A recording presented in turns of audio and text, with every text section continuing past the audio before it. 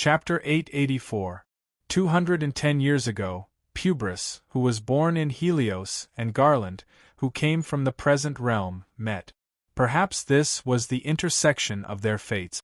Unfortunately, there was no turbulence, nor was there a moment when both sides knew at first glance that the other was their fated enemy. It was just a simple encounter. The alchemists from the present world came to Helios, and the alchemists of Helios entertained them with hospitality and bid farewell to the last group of guests who had arrived. From then on, they would spend a long 70 years together. For Pubris, Garland, an alchemist from the present realm, was too boring. He was unsmiling and uninteresting. For Garland, an existence like Pubris, who was too jumpy, was the real alien in the holy land of alchemists. He chattered incessantly and was extremely troublesome. It could be said that the two hated each other, but in order to cooperate on research topics and find out what each other was good at, the two sides had to maintain a peaceful and close relationship on the surface. They even had some secret cooperation that crossed the line. As the inheritor of the holy name of the Blessed Family, Garland violated the ban of the previous chief and secretly shared the books of the present realm with Pubris. In return, Pubris gave back the secrets of Helios. Both sides took what they needed. It was a good deal, but at the same time, it felt more and more like a taunt from fate. Pubris was clearly born in a holy land like Helios and inherited the bloodline of the Olympian gods. At the same time, he had a talent that was difficult for ordinary people to reach. But Pubris did not want to stay in a dry and monotonous place like Helios. He yearned for the prosperity of the present realm even in his dreams. And the alchemists from the present realm were limited by a short period of time. Due to their own identities and strict prohibitions, they were unable to pry into the true inheritance of Helios. It was like two frogs meeting in the dark.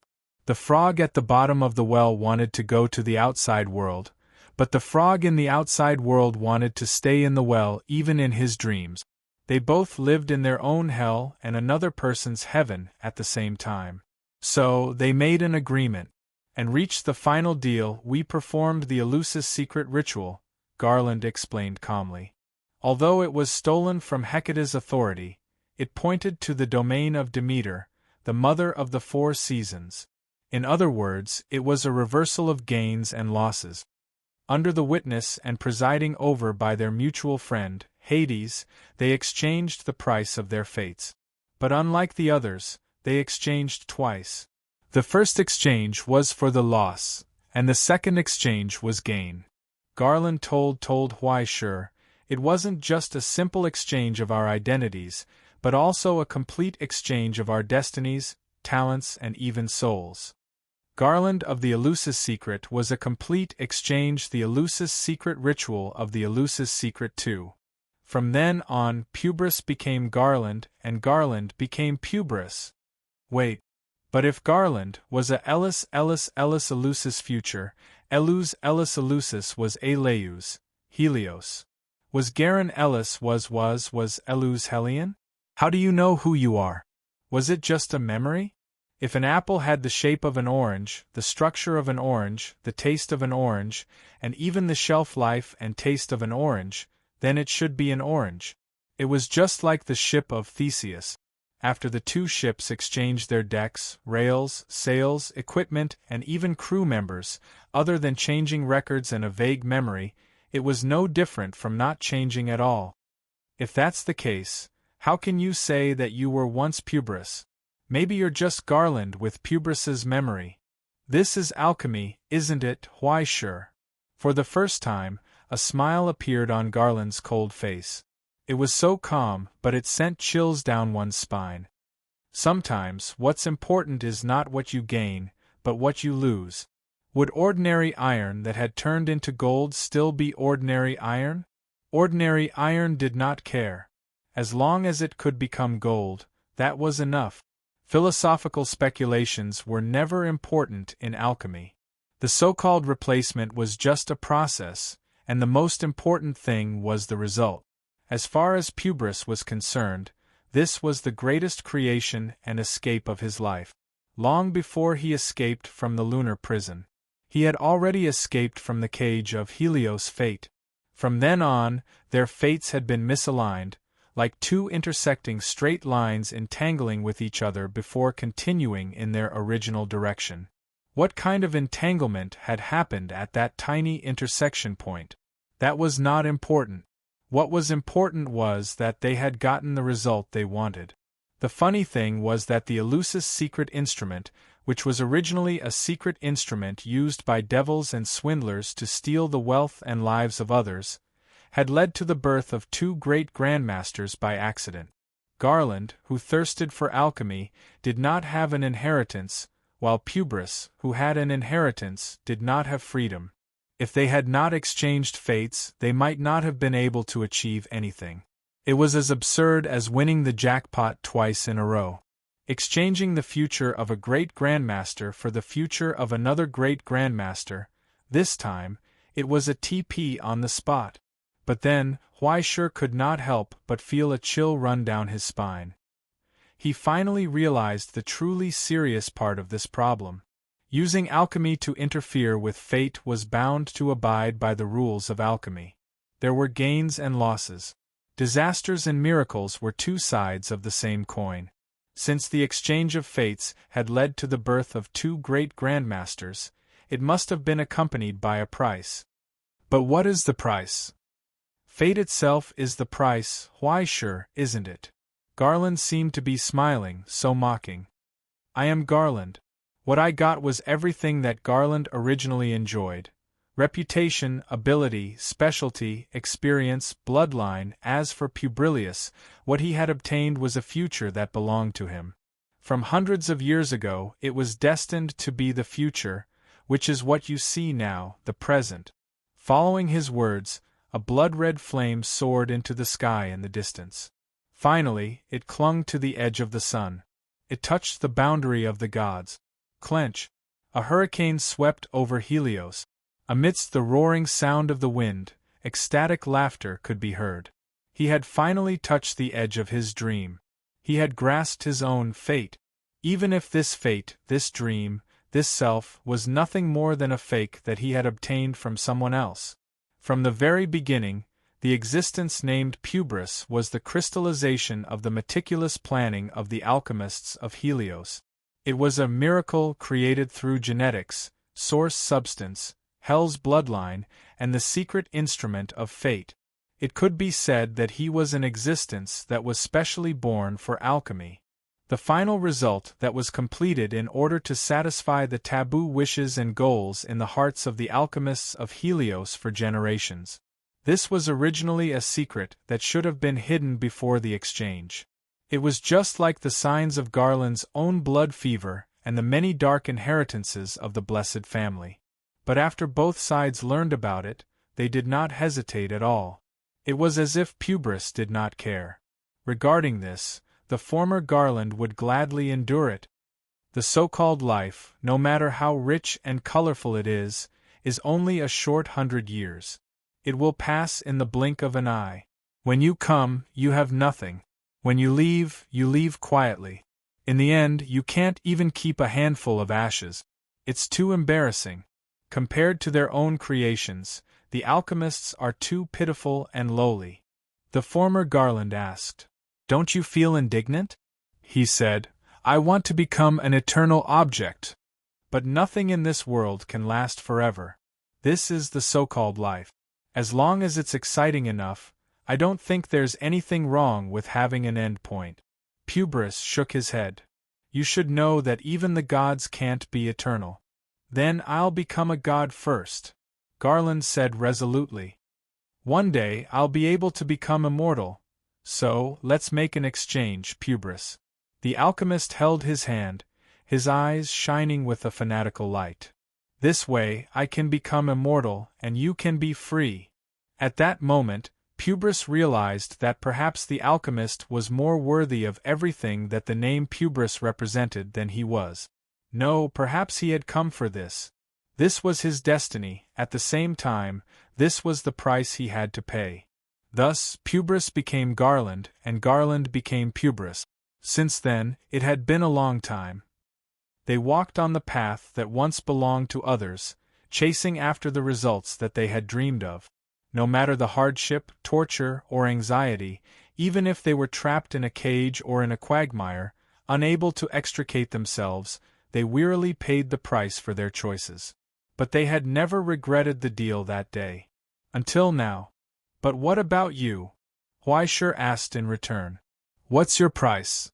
I've already paid my share, Huaisher. My debt was paid earlier than his, although it may not have been much lighter. Garland looked at him meaningfully. Now it's your turn. Huaisher shook his head coldly. I never owed you anything, and I've never asked for anything from fate that I didn't deserve. Perhaps? But is that really the case? Garland said nonchalantly. In Helios, the connection between cause and effect is far greater than in other places. Here, fate is a vector in a sealed flask. When a vector appears, a vector in the opposite direction will inevitably appear in order to return to balance. This is the essence of alchemy. There must be a trade-off when you gain something. You came to Helios for your own desires, and in the end, you stood on the opposite side of Pubris. Isn't this the price that both of you have to pay? You will gain a lot, but you will also lose a lot. Garland meaningfully repeated the prophecy from the old shaman, Yima. But if you want to gain more or lose less, the solution is right in front of you. Along with his words, the hurricane whistled, and there was a constant roar. Rachel's face suddenly turned pale. This was because the terrifying shadows had emerged from the bone tower. Under Hades' command, in the darkness that light could not illuminate, countless aberration spirits and a large group of hell that was born from the precipitate of the abyss had spread out in all directions. The first to bear the brunt of the attack was Huaisher, who had long been on the kill list. In front of the surging army of hell, Gallus sat on the golden and bone chariot and stared at the surging core in the distance. When he raised the scythe in his hand, countless ferocious shadows behind him roared and turned into a torrent, rushing toward this place. As for Huaisher, who was sitting on the Sunmaker's throne, she looked up. Chapter 885. The ink-like darkness seemed to be endless. After regaining control of the situation, the countless hells that were cultivated on Helios naturally returned to his hands, turning into a frenzy that was enough to completely destroy all opponents. They're coming this way. Rachel screamed and subconsciously took a few steps back. He returned to Garland's side, hoping that the existence of the Grand Master could give him a little sense of security. But Garland still did not move. He just looked at Huaisher quietly, waiting for him to do something. Huaisher did not do anything. He just stood there. He allowed Hades's army to quickly approach, as if he did not care about those things at all. He just nodded. Oh, he said, I understand. Huaisher said that he understood. Was there anything else? Nothing else? Then can you be quiet for a while? Don't scream anymore. But Rachel was still screaming. Huaisher sighed, raised his hand, and covered his ears. Even when Rachel stopped screaming, he did not put his hand down. Because behind him, in the projection core of the Twilight Village, at the top of the furnace of eternal frost, in the alchemy fire that burned forever, a cold eye slowly opened. Looking down, he looked at the earth below. Then, a ray of blazing light gushed out from the eye, accompanied by the sound of countless steel tremors bursting out, turning into a blazing light that penetrated the sky and earth. In the blink of an eye, it swept across the endless black tide. The light dissipated. Then, terrifying flames rose from the earth. The horrifying heat spread and turned into a twisted wall of fire. In the blink of an eye, a tragic gap was plowed in the tens of thousands of soldiers. The stench and darkness rose into the dark sky shrouded by stars and quickly disappeared without a trace. Soon after, more stars rose from the earth, more steel and more blazing light. As countless steel buildings flipped over, the war module was activated. The giant anti-aircraft cannons stood tall like a forest, slanted and aimed at the sky, spewing flames. When those giant ballista-like cannonballs fell to the earth and turned into a storm of steel, the curse from the distant hell spread in all directions. Blood rain, febrile wind, precipitate tide, origin substance withering, toxic air, life decay. True hell and true despair would reappear here.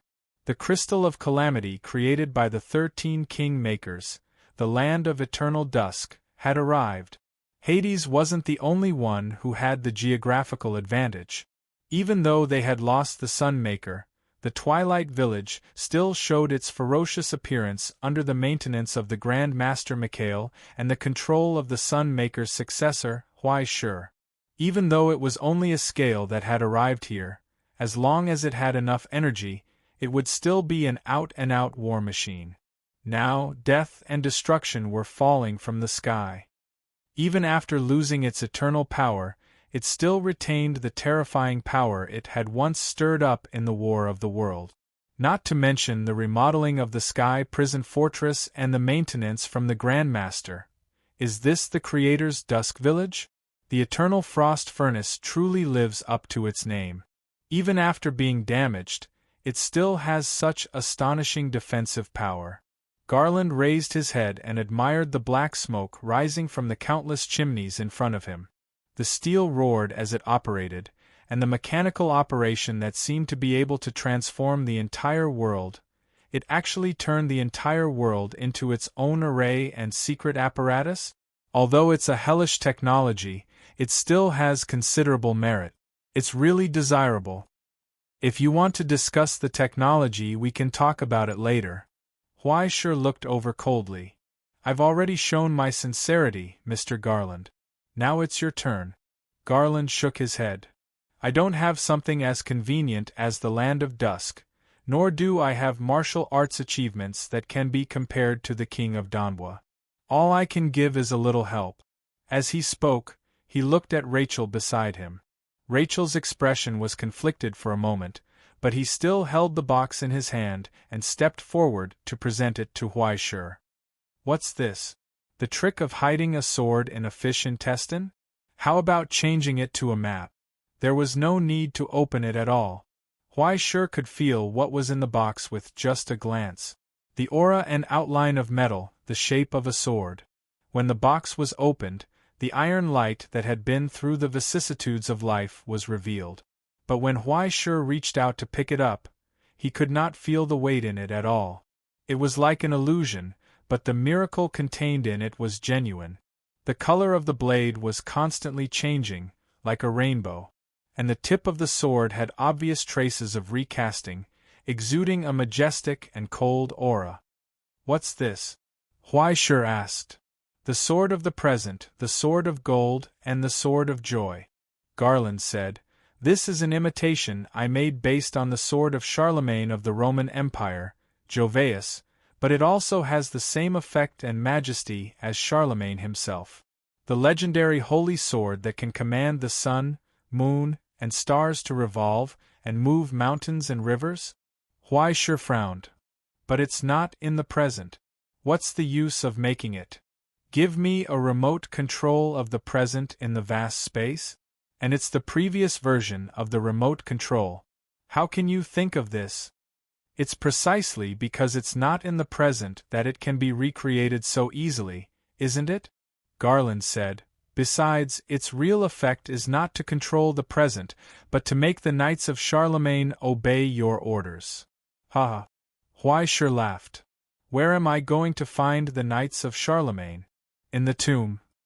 Before he finished speaking, a brilliant flame appeared behind Garland, and an array of tens of thousands of people walked out of the void. Banners fluttered and iron lights swirled. Countless handsome war-horses raised their eyes, and together with the paladins who descended from the void, they bowed their heads to the swordsmen in front of them. They offered their loyalty. Right at the front, in the middle of the 12 solemn and mighty knights, a middle-aged knight with a cold face put his hand on his chest and saluted. At your service, your majesty. The 12 paladins of Charlemagne, the legendary paladins, and the 3,100 members of the Knights of Charlemagne. These are all the legions that I have created. Now I'm handing them over to you, Huaishur." Garland knocked on his cane, and the tower that belonged to him in the distance glowed and roared. Suddenly, countless pieces of land were merged under the eternal frost furnace. Then, countless cables that danced like snakes extended from Garland's tower and connected to every port of the Twilight Village. A terrifying amount of heat was poured into the eternal frost furnace, as if an endless amount of energy was squandered, causing the flames of the eternal frost furnace to become more and more violent. With Mikhail in between, Garland began to operate and modify the secret ritual of the Twilight Village on his own. Under Garland's control, the land of the Twilight Village continued to bulge, sink, shrink, and expand. Like a constantly changing machine that was constantly evolving, it changed its appearance in just a few minutes. There were even many patented secret apparatuses that were unique to the Stone Cauldron Society, which made the burning and forging of the eternal frost furnace faster and faster. If it was an ancient fortress that stood high above the mountains and was difficult to conquer before, then now, it had become a behemoth shrouded in clouds and fog, making it difficult to see its true outline. It was becoming more and more unpredictable. After the efficiency increased by 12%, the energy consumption was reduced by 20%. Mikhail is used to the large-scale structure, but he still neglected the details of the operation. With such a long distance, the changes are naturally delayed, Garland commented faintly. He's still too young. TSK. Someone's sneer seemed to be heard in the wind, but no one refuted it. In front of the few oldest grandmasters in the whole realm, who was not a young man. Besides, both sides had different specialties, so there was nothing to say. Garland had focused on the forging of the stigmata for so many years, so he was naturally good at doing delicate work. But asking his old arms and legs to preside over large-scale alchemy and group alchemy? Then, Garland's fingers tapped repeatedly. As countless plots connected, the tower that belonged to him appeared out of thin air in the territory of the Twilight Village. The projection of the Twilight Village suddenly shook, and countless rays of iron light burst forth. The originally faintly illusory silhouette suddenly became completely solid. With a Grandmaster who knew Helios like the back of his hand as an important fulcrum, the Twilight Village at this moment was equivalent to having two Grandmasters maintaining it together.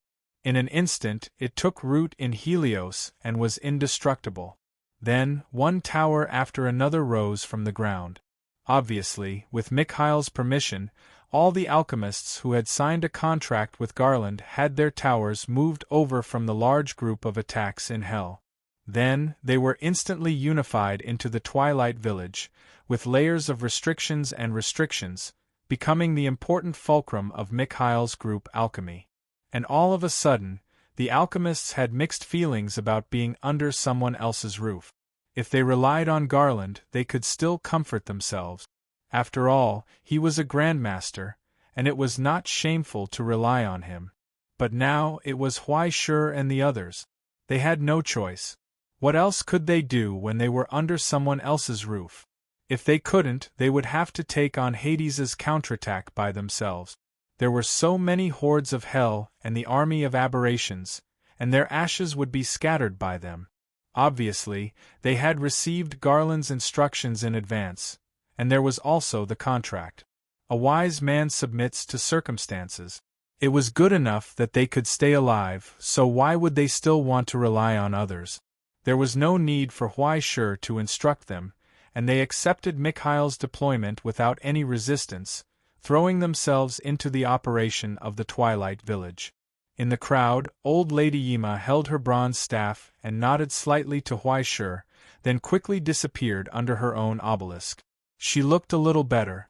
Although there were more than a dozen long nails and secret instruments on her body, the symptoms of the aberration of divinity had dissipated a lot. She had achieved her purpose of coming to Helios, but she did not know what price she had paid. In this way, under Huaishur's perplexed gaze, Garland threw almost all his gains in Helios in one breath, including all his subordinates and plots of land, including a large amount of divinity. He was not worried at all that Huaishur would betray him. Next, I will do my best to interfere with Pubras's secret instrument, and the rest will be up to you. Garland finally said, You decide what to do, and the others will cooperate with you. Don't disturb me. Chapter 886. Huaishur did not expect that Garland would not give him a blank check this time. Instead, he gave him a huge discount for free. Even Huaishur found it hard to believe. You're leaving it to me? What else? Garland asked. I can't let you do alchemy and let an old thing like me, who doesn't even know what a battlefield looks like, command, right? That's not impossible. Anyway, it was not the first time that the great master did not speak human language. Huaishur was already very experienced. He did not give Garland a chance to refute and asked again, What if I want to contact you? Just look for Rachel. After a moment of silence, Garland glanced at the cowering alchemist behind him. He will contact me. Do you have any other questions? Huaishur shook his head and turned to leave. However, Rachel, who was left behind, subconsciously chased after him and called out, Great master! Garland turned back and looked at him. But Rachel was stunned in place. He wanted to say something but hesitated.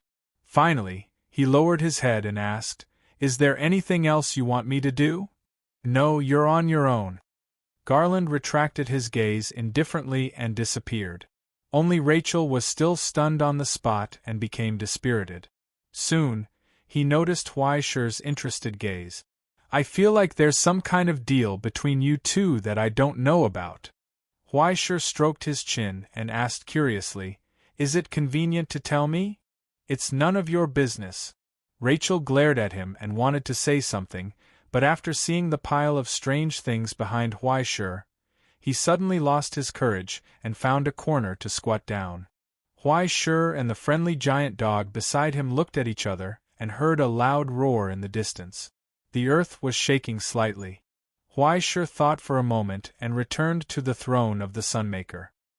He looked up and saw a huge figure walking out of the thick smoke and fire. Giants? The hunched and emaciated figures were so large that when they staggered forward, the entire land of Helios trembled. No, that's not right. I feel like I've seen him somewhere in the underworld. When the flames dissipated, the incomplete halos hovering above their heads slowly appeared. The naked and skinny giants were wearing collars that pierced their neck. As if they had been tortured, they staggered forward under the pull of countless chains. Blood dripped down. Traces of broken wings could still be seen on their back. It was as if an angel in the legends had fallen into the hands of a demon. After being tortured, it had fallen into madness. He unconsciously swung his arms, and in the endless nightmare, he opened his mouth and roared, but there was no sound. Only the sound of a true tidal wave spread out. Even from a distance of 1,000 meters, the outer walls of the Twilight Village were faintly shaken. As a follower of the kings of Hell, Gala was already used to war. He had personally participated in and commanded countless fierce battles. At this moment, after seeing the bombardment of the Twilight Village, he made a countermeasure without hesitation. On one hand, he dispersed the density of the large group of Hell and used the tactic of dispersing the troops to reduce the damage of the artillery. Then, he stirred up the fog to cover the battlefield and conceal his own existence. Soon, in the thick fog, siege weapons appeared. Those gigantic creatures that looked like deformed angels whose wings had been torn apart were still silently singing and praising God with their halos above their heads. Even if their gods had already fallen into hell, even if they themselves had been distorted into crazy monsters, the artillery that fell from the sky fell into the range of the Ode of the Abyss. It quietly turned into iron powder and fell from the sky. Before it fell to the ground, it rotted into poisonous dust. It was like a copper-green rain. Under the protection of the distorted angels, the large group of Hell slowly moved forward, like pieces of wriggling black spots, squeezing closer to the edge of the Twilight Village. Above the eternal frost furnace, the giant eye in the alchemy fire opened again, and the red light spewed out. It swept across in an instant. The long distance was crossed in an instant. The invisible sound was cut, and there was a strange sound like a bubble bursting. The blazing light beam left deep burn marks on the bodies of 3 or 4 distorted angels and cut off the head of an angel. The head that was like a boulder fell to the ground, but the lips were still opening and closing, singing silently. The body that lost its head was still moving forward. Even after burning the chains, its speed was unbelievably fast. The angel, who had lost control, trampled over its allies and danced wildly. It was now heading straight for the Twilight Village. Countless artillery fire shrouded its body, smashing its huge body into pieces. But its limbs that were riddled with holes still swayed forward. It crashed straight into the high metal wall, shaking the cracks on it one after another. It actually resisted the self-repair of the high wall and forcibly tore open a crack. The stinky blood flowed and fertilized the large group of hell below, giving birth to another round of distortion. A gap was torn open in the defense of the Twilight Village. It was wide open. Huaishur frowned. The giant eye of the eternal frost furnace burned divinity to attack, and the consumption was too large. One shot cost 4 or 5 points, which was enough to buy a limited edition Huaishur. It was not cost-effective to use it to deal with this kind of thing. But now, with Garland's gift pack, it was not like there was no way to restrain it. He raised his head and looked to the side. He pointed to the distorted angel that was rapidly approaching in the distance. "That thing, can you catch it alive?" The paladin covered in steel knelt on one knee and reported, "It's easy to kill it, but it's difficult to catch it alive. We don't have the tools to deal with that kind of opponent." "What if we add this?" Huaishur took out the rope of sorrow and handed it over. The paladin raised both hands and took it, saying firmly, "It will not disappoint you." "Very good." Huaishur nodded. "Then let me see the bravery of Charlemagne's knights." The paladin got up, left a messenger behind, and turned to leave. Soon, a high-pitched horn sound burst out from the tight formation under the eternal frost furnace. Iron light flashed, and countless high-pitched sounds of steel rubbing against each other were heard. Flags were raised high again. But this time, it was not the flag of Charlemagne, but the flag of decaying dream that represented the authority of the great master of fate. Without needing Huaishur's instructions, most of the knights had already gone to the high wall to help defend the city. And in front of the huge crack, a line of cavalry covered in heavy armor was ready to go. Their iron hooves stomped on the ground and sparks burst out. They stared indifferently at the surging black tide in the distance.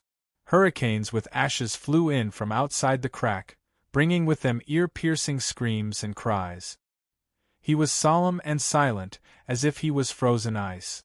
When the paladin named Roland got on his warhorse and pointed to the front, the frozen ice instantly cracked, and a mighty stream of iron rushed out from the crack to the battlefield outside with a roar. Those cold armors reflected the sun in the darkness of the universe, and glowed with a bright and solemn brilliance.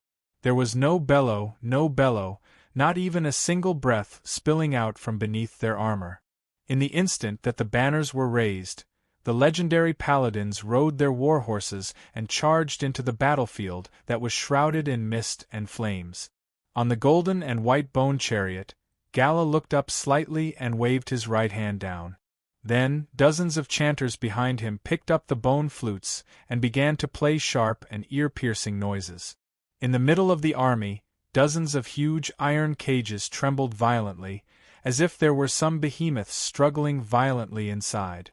Soon, when the gates were opened, wriggling aberrations crawled out from the cages.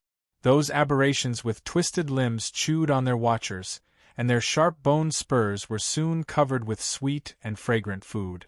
Under the urging and edict of the flutes, they quickly raised their heads again from the blood and looked at the knights who were galloping out of the crack.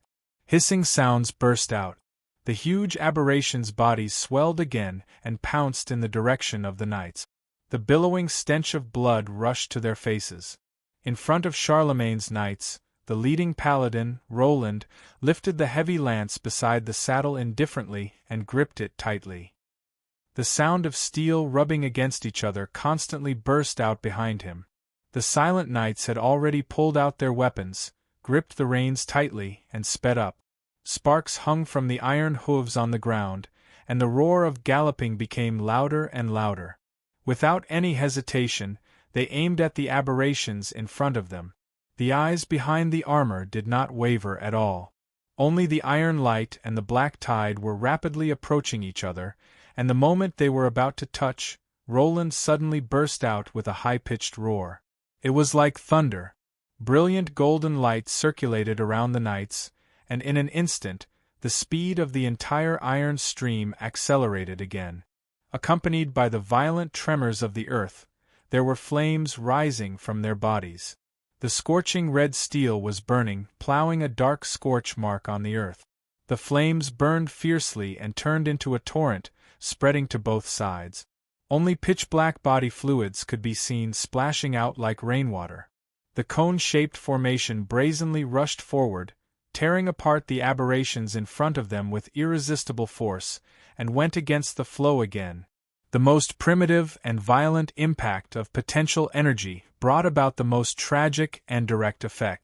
Wherever it passed, all flesh and blood were smashed into a pulp, as if countless iron hammers had smashed through and torn apart. Under the protection of the brilliant golden light, not a single person was hurt. The artillery fire of the Twilight Village caught up with them at just the right time, covering the front line torn apart by the knights, burying everything in fire and decay. At the forefront, Roland had already rushed into the chanting of the aberrated angels. The inaudible chanting reverberated in the air like a tsunami, but the invisible tsunami was immediately torn apart by the cavalry that broke in. The paladins of Charlemagne, who suddenly spread out to both sides, plowed through the large group of hell like the edge of a blade, destroying all opponents as easily as crushing dry weeds and smashing rotten wood. The rope of sorrow extended endlessly, from between their iron horses, quickly wrapping around the limbs of the aberrated angels, entangling them. The huge monster that staggered forward lowered its head, raised its palm, and slapped the ground. Roland had already drawn his sword and slashed at the monster. In an instant, a dazzling iron light flashed, and then a huge arm fell to the ground in a spurt of blood. After sweeping past the two sides like a tide, the chain instantly contracted, and under the efforts of the knights, it tightened again on the aberrated angel's body. In the roar, the aberrated angel knelt on the ground, trying to prop up its body, but it could not break free from the shackles. Roland opened his mouth and shouted loudly. The two separated cavalry once again converged. After a large circle, they dragged the heavy prey with the chains and returned to the crack in the village of Dusk. The crack that was slowly closing stopped repairing, and then quickly opened like a door. Under the control of Huaishur, countless heavy steel buildings reversed, and huge grinding wheels rose from them one after another. When Roland hung the chain on it, it spun rapidly, bursting out countless sparks. Under the huge power provided by the eternal frost furnace, the grinding wheels began to shrink rapidly, pulling the struggling aberrated angel into the interior of the Twilight Village. On that straight path, countless steel reversed, revealing the huge structure under the eternal frost furnace. With the opening of layers of gates, dazzling flames were revealed from the deepest part of the darkness.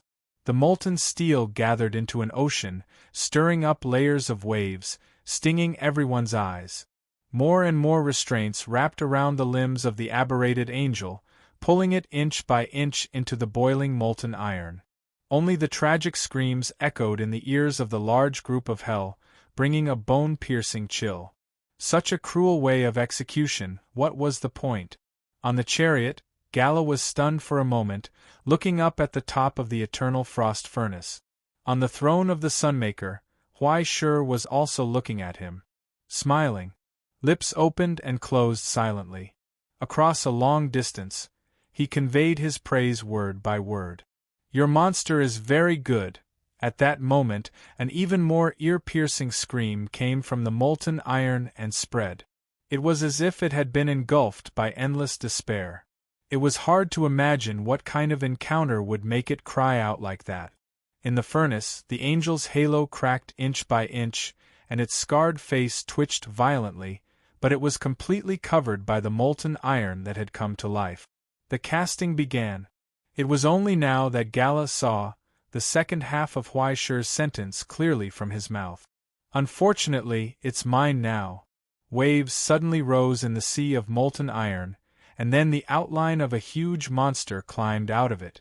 Countless boiling molten iron sprinkled down like a rainstorm, and the monster, cast with the enemy's divinity, spread out its wings that could cover the entire sea of molten iron. It was still the combination of nirvana transformation and biological reconstruction, but this time it was not using its own origin equipment, but the siege weapons from the enemy. In the blink of an eye, the target was completely disintegrated through the boiling molten iron, and then it was recast with a different posture. The huge mechanical insect that used to occupy the underground domain of the Twilight Village, the mechanical monster cast by the shapeshifter, once again reappeared above Helios. In the hurricane, a steel moth the size of a building flapped its wings and rose into the sky, hovering in the eternal dim light of the Twilight Village.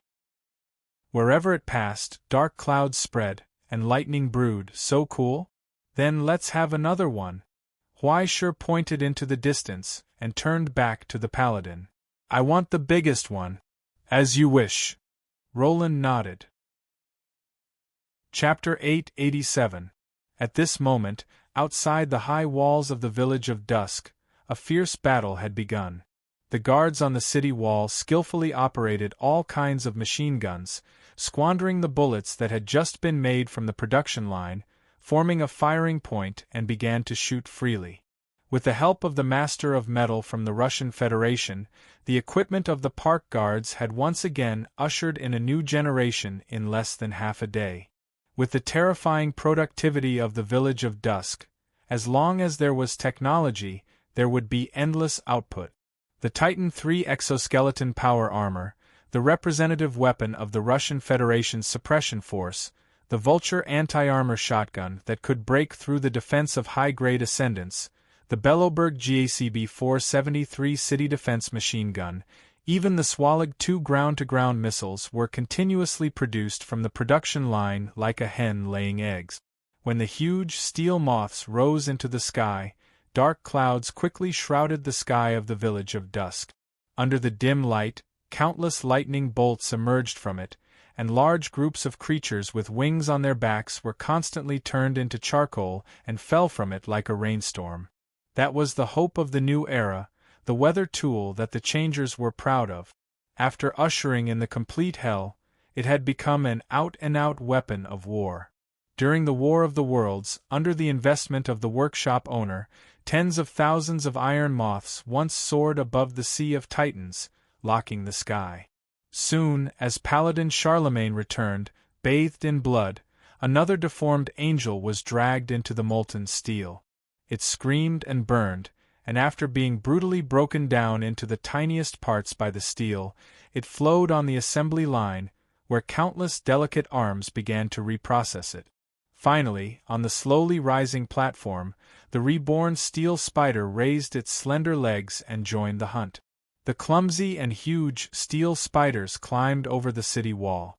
Soon, they fell into the endless black tide outside the city wall. They fought with all their might and brought about terrible casualties. After that, they were heavily injured by the hordes of hell. They disintegrated and were scrapped amidst the sparks and thick smoke. They were dismembered into pieces. However, as the abdominal sac ruptured, countless steel balls the size of a normal person rolled out from within. The round steel balls reflected many confused and deformed faces. Those smooth shells quickly fell apart, and the small spiders that were produced from them began to jump out nimbly. They waved their sharp blade-like legs and began to spread wildly. Hundreds of spiders scattered across the vast battlefield, like a drop of water merging into the ocean, quickly disappearing. However, it didn't take long for one drop of water to turn into 2, 4, 8. The engineering equipment that was used to deal with the wreckage and debris had been rewritten many times and turned into ruthless replicating machines. The nightmarish von Neumann machines hunted, ate, and rapidly extracted all the steel alloys in the smelting furnace, grew, and then began a new cycle of reproduction. It was as if there was no end on the golden and white bone chariot. Gala held the sickle blade and quietly looked at the scene in the distance. She was no longer anxious and impatient. Instead, she was full of patience. Her eyes did not fall on the spiders and moth. Instead, she focused on the city wall. In the present realm, this kind of weapon is really convenient. A mortal can kill a demigod by pulling the trigger. There is no difference between a noble who has inherited the sacred blood and a poor beggar in front of this weapon. He stroked his chin and praised, although it is a little hypocritical, the era of the astronomical society is really amazing. An era without gods? On the chariot, another passenger sighed. It sounds really good. It must be very peaceful, right? Oh, maybe. Gala looked back and glanced at the great Greek hero, Hercules, and said indifferently, they don't worship gods, not because they are more civilized and civilized, but because in their era, gods have no power. They worship other things, more powerful things. Hercules looked at her, puzzled. Most people worship money, but more people worship power. Businessmen and ambitious people have been around since ancient times. It is not rare. I haven't finished yet. Some of them also worship numbers. They like to write down every number of people's daily food, clothing, housing, and transportation, and then summarize them together. It is called big numbers. It's like a bank account. Even if they want to buy something, they have to look at the big numbers. Without the big numbers, there is no way to live. It's so strange. Are they all mathematicians? Most likely not, and there are even stranger things. Some people worship free of charge. Will it really be free? Those who will charge are more expensive, but they like it. They are immersed in the sense of accomplishment of reaping without sowing, and they are never tired of it. They have no idea that they have been turned into commodities by those who worship numbers. They even know it, but they don't care. Gala laughed mockingly. There are also many people who worship invisible bills. Every day they stay in front of an altar called the computer. They always feel that they can buy at a low price and sell at a high price. They feel sad and happy for the invisible currency that can't be matched at all. Can they make money from this? Maybe there is always a glimmer of joy in extreme despair, right? How can there be such a bizarre world? Hercules frowned and shook his head. It's simply a fantasy story. If you want to deceive people, you have to make it sound more believable. Ha ha ha, I haven't said that people worship loans, paper, and leather cases. Gala laughed, full of joy. That's why I like this world so much. It's always bizarre, crueler than hell, and more novel than hell. Every day there are countless scams that lead people to fall, and they always bring me endless surprises. Once again, he pulled out the sickle and raised it to the front. It's almost time. Let the big guys go up and bring our friends a little surprise. Under the chariot, the herald blew the horn again. In the loud and long sound, in the fog, suddenly, a behemoth flapped its wings and rose into the air. Where the huge bat wings passed, the dark clouds dissipated. A strange light bloomed. In the light, the killing intent of the entire battlefield seemed to be diluted. In reverse, anger, pain, and despair were all transformed into an indescribable sweetness and excitement. All the hordes of hell were instantly fanatical. In contrast, all the garrisons on the defense line of the Twilight Village felt a sense of emptiness. It was meaningless. War could only create new wars. Anger would only lead to more evil consequences. Killing was meaningless. Only by stopping the war and embracing each other could they warm the world with love and kindness. Such an unreasonable thought instantly appeared in the area covered by the light, and then rapidly expanded in the soul. It actually made people unable to raise their hostility. Instead, they rushed towards the opponent's sword and opened their arms. Stop the war and embrace peace. Even if it was a one-sided peace, even if they were beaten on the left side of their face, they still had the right side of their face. Let them fight and calm down. As long as the other side felt their sincerity and restraint, they would definitely be able to fill the world with love. The chaos spread rapidly, and the behemoth had already pounced on the iron moth, and began a fierce battle with the ruthless steel. In the battle, the ruthless casting behemoth was infected by love and gradually stopped resisting. Hell Sequence 11th. It was the one who wore the crown, second only to the ruler. With the ranking of the Solomon sequence, it was enough to be crowned with the title of Duke Gussion. Just by existing here, this terrifying spiritual infection brought about an irresistible plague. It was a poison of the soul named peace, love, and understanding. On the throne of the Sunmaker, Huaishur looked up and gradually frowned. Naturally, there were holy knights who pulled out the longbows on their backs and aimed at the shadow in the sky. However, when the bowstrings were pulled, the hostility rose to the maximum, and it seemed to have attracted Gyurgen's attention. Under the bat wings, the green eyes casually looked over, and in an instant, this overinflated killing intent reversed, making it difficult for them to release the bowstrings. Even if they gritted their teeth and shot with all their might, after the arrow flew into the sky, it soon fell crookedly to the ground. At this moment, Gyurgen's will seemed to have actual power. If the hostility was too pure, it would cause Gussion to interfere. However, if the arrow was not filled with pure killing intent, it would be impossible to break through the halo of kindness that surrounded Gussion. One of the 12 holy knights frowned and grabbed the longbow. Just as he was about to shoot, he saw Huaishur raise his hand. No need. Huaishur rested her chin on her hand and said calmly, "If it likes to spread peace, then let it spread it. Let's see if its kindness and peace can change everything." Just as well, with a sum of divinity in his account, he could finally free himself. At that moment, the dark crack of the ultimate slowly appeared behind Huaishur. Great Si Ming's silhouette was outlined, and he looked at the sky indifferently. He looked at it coldly. Then, hatred sprouted.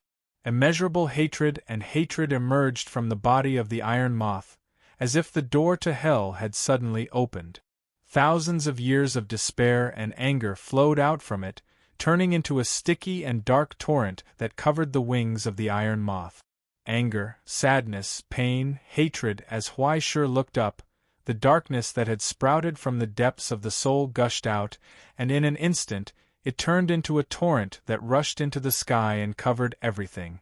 The intense hatred and pain had turned into an ocean, causing Gyurgen's huge body to stop for a moment and twitch violently.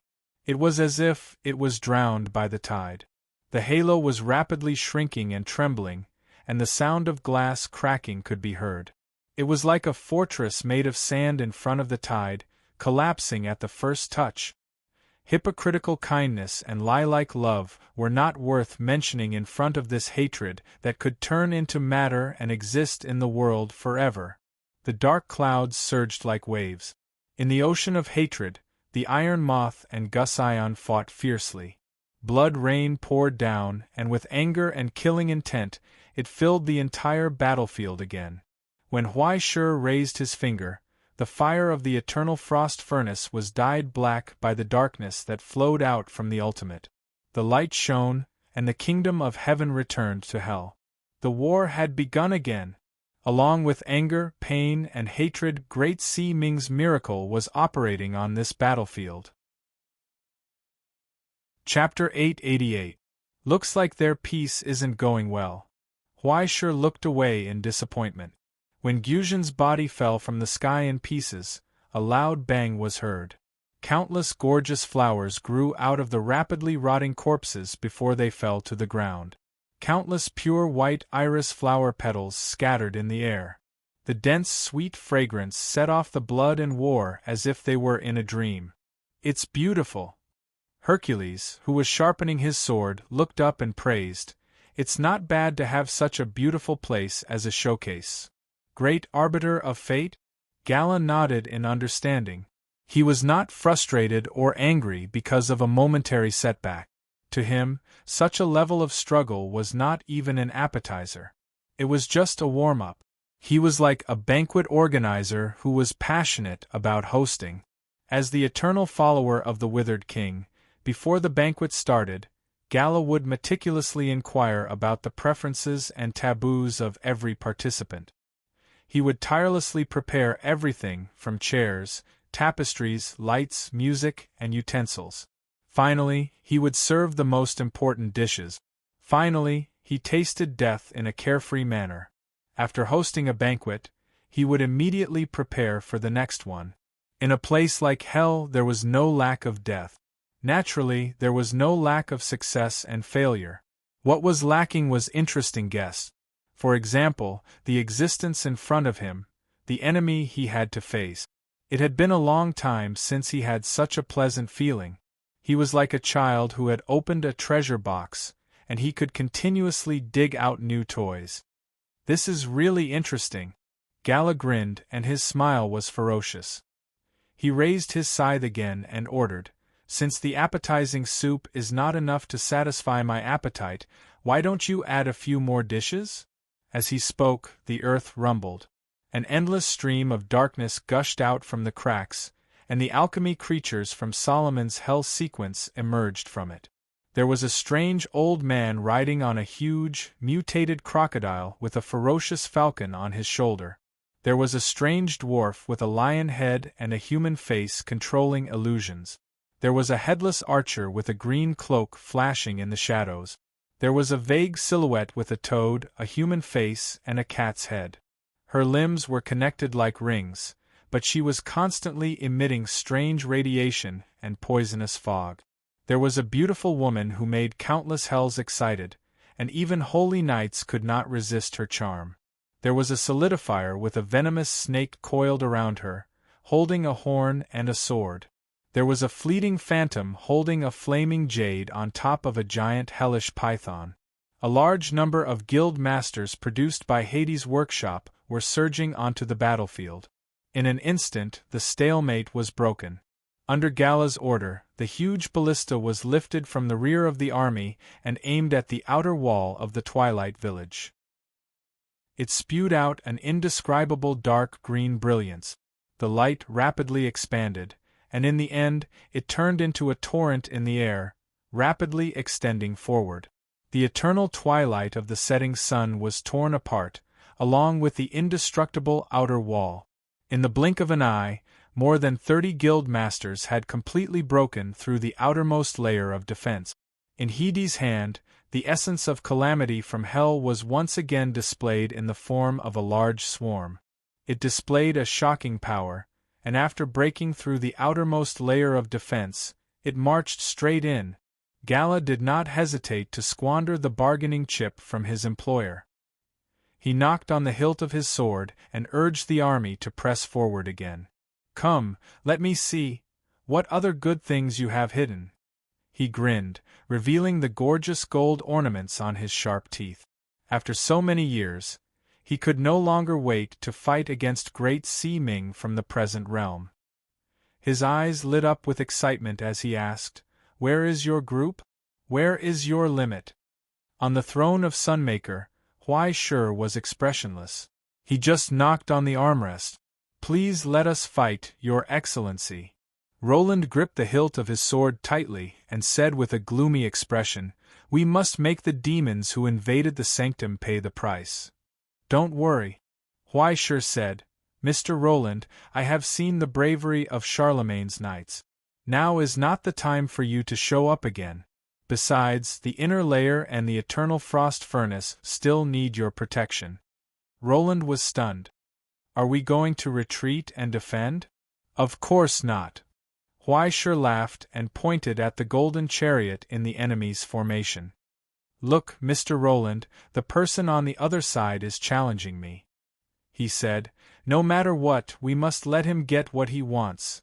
At that moment, the earth shook violently and roared. The reason for that was because there were burning flames that were flowing through the earth. Burning flames. From the eternal frost furnace that was slowly opening, a terrifying heat gushed out. From the space that looked like a chariot's equipment room, countless huge assembly equipment was burned. The steel arms that could not be retracted in time turned into molten iron and quickly melted, flowing on the ground. A ferocious outline appeared from the flames. Bright arrays appeared on the pitch-black alchemy armor, and under the heavy steel cover, the angry incarnation raised its eyes. Then, in the flames, the silhouettes of countless blades and axes appeared, turning into a storm and whistling forward. The steel ground was torn apart like a thin piece of paper, leaving behind deep slash marks. When the giant bull-like creature raised its head and neighed, a thunderous roar covered everything. The storm of flames and iron pushed forward. It was as if an ominous comet had descended from the sky, flying close to the ground and crashing into the turbulent battlefield. Under the infusion of divinity and source substance, the activated source substance equipment showed an unprecedented sharpness and terrifying posture, galloping in blood and corpses. Tyrannically, it sprinkled death and destruction. Endless anger spread as it moved forward, spreading on every defender's body, causing the blades in their hands, bullets, and even their eyes to turn fiery red. This anger was planted in the souls of every believer, turning into an inextinguishable flame. The blessings from Great Sea Ming were bestowed upon everyone. Holy!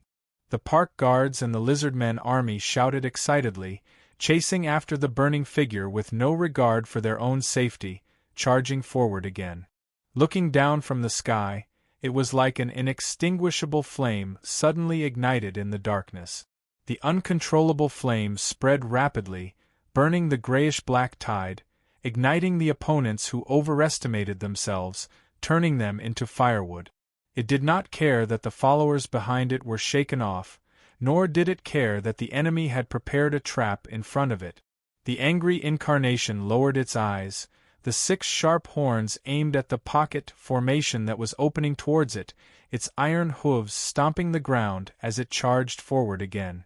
The mist and the pocket were torn apart at the same time, blood raining down like a storm, falling to the ground together with sparks and ashes.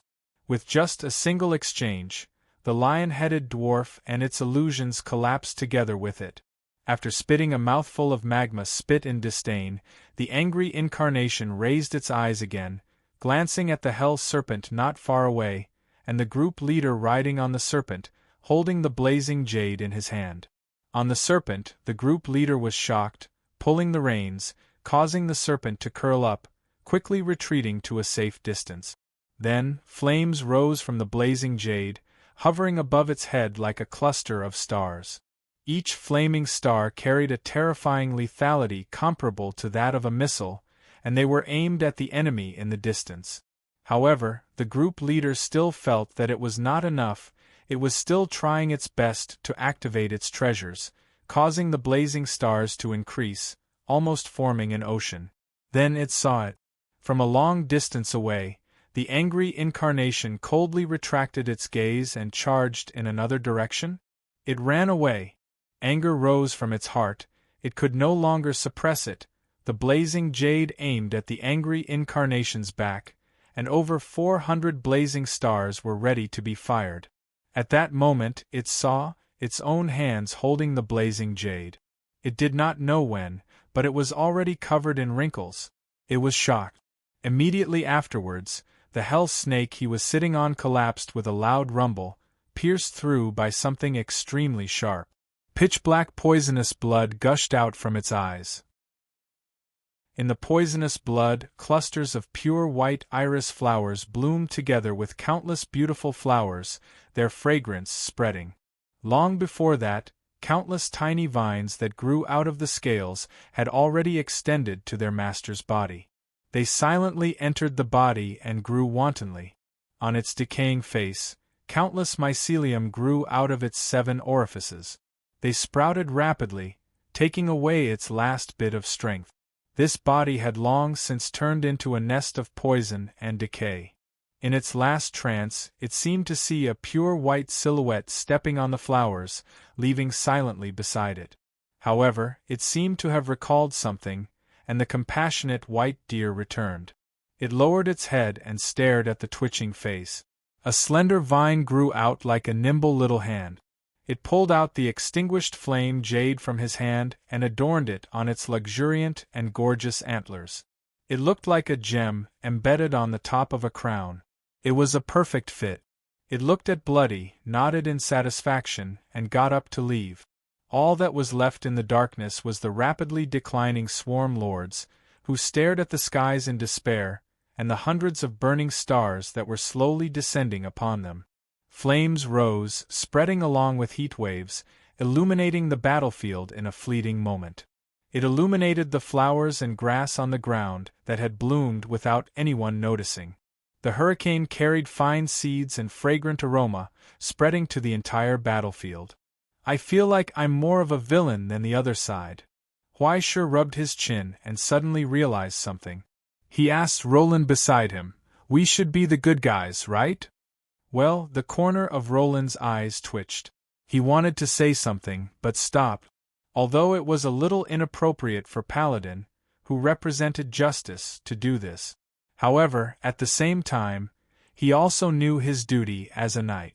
As a tool of war, as long as he could win, it did not matter what means he used. However, this new overlord's methods were a little too ridiculous. Was the organization called the Astronomical Society all like this? Could he not do something in the world of the living? Ahaha, isn't it a little ridiculous? Huaishe scratched his head and coughed awkwardly. It's okay, I'll correct the style.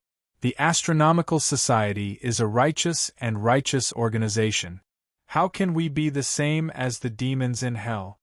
Behind him, the alchemy fire in the eternal frost furnace finally extinguished slowly. The casting was over. In the furnace fire, the sword of virtue disappeared without a trace. Then, the brilliance that represented endless love and hope rose into the sky. A solemn crown of light was on top of its head. The sacred white horse walked on hell. Chapter 889. There was light emerging from the darkness. In a literal sense, this dark battlefield that even the illusory sun couldn't illuminate was pierced by the sharp light that made one's heart palpitate. It was wiped out and lined up from the middle to the two sides, as if an ocean was opened in front of a sage. All the darkness disappeared without a trace. Only the light of virtue shone. But after witnessing such a resplendent light, perhaps no one would doubt its significance anymore, right? Even Paladin Roland, the Paladin, couldn't help but hold his breath, widen his eyes, and focus on the pure light. Pure, clear, and at the same time, full of unparalleled power. Just like the embodiment of virtue. It illuminated all flaws and ugliness, drew the line between good and evil, and became the yardstick to measure all things.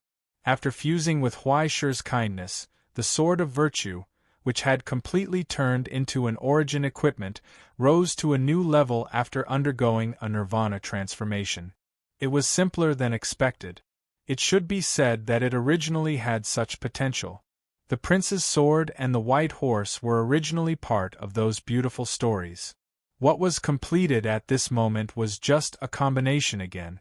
Although it was a little fat, but the flaws couldn't obscure the beauty. At this moment, on the white horse, a distant and fleeting figure appeared. The face that looked like Huaishe raised, wearing a crown of light on its head. The eternal frost furnace operated loudly, and a huge amount of divinity burned vigorously. The pure light gathered into a beam in the phantom's hand, and in front of it, the almost endless tide slashed out. The dark ocean was opened up again, to the two sides, just like dawn. There were no cries of pain, no shouts of fear, only silent annihilation. There was no pain, no despair, and no hesitation.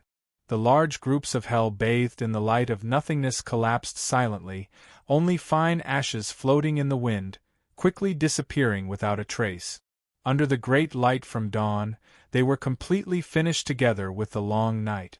Even if they were only grazed by the edge of the light, the dukes of hell welcomed tragic wounds and marks. Their limbs, wings, and even large areas of skin were quickly disappearing. They couldn't feel any pain, and they couldn't feel any discomfort, as if they had been born with a missing part of their limbs. Purification.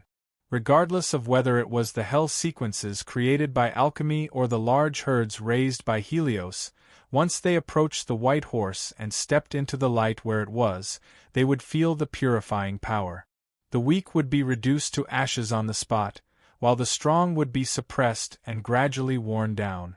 The white horse galloped on the spreading grassland. The large group of people from paradise who were wielding blades of wrath and the lizard-men army gathered and followed and guarded the white horse. Once again they launched a counterattack. On the eternal frost furnace, Huai Shi closed his eyes and felt the exuberant alchemy fire in the furnace. After replacing the eternal despair, it became the new source of motivation. Or rather, the transformation center. Now the alchemy fire was continuously absorbing the supply of all the land, absorbing the mixed divinity, source, heat, electricity, and even curses and blessings. After integrating them, they were injected into the axis of hell, maintaining the operation of the entire Twilight Village. Although it couldn't be compared to the terrifying output of the former perpetual motion machine, it was still not inferior to the supply that any large alchemy array could bring. At the same time, it also burned vigorously in the furnace of the eternal frost furnace as Huai Shi's forging fire. At this moment, the forging furnace on Huai Shi's metallized right arm had been unfolded. Through the array on the Sunmaker's throne, it was connected to the eternal frost furnace and even the entire Twilight Village. There was no disharmony or abnormality. As the main control center of the Twilight Village, the eternal frost furnace was a miracle crystallization that exhausted the wisdom and skills of all the forgers, as well as all the treasures and collections of the Twilight Village. At the same time, it was also an unprecedented forging furnace. Through the 13 sub-control centers and countless arrays throughout the Twilight Village, it could completely control the changes of the Twilight Village. The Sunmaker's throne was proof of this power. As the last forger recognized by the Sunmaker and the young Arbiter of Life, who had cut off the eternal dusk, Huai Shi naturally received the recognition of the eternal frost furnace and had the authority to use it. As long as there was a sufficient supply of energy, Huai Shi could almost be regarded as a miniature version of the Sunmaker when he sat there and was connected to the eternal frost furnace. Apart from his inferior skills and limited energy supply, he could do everything that the Sunmaker could do.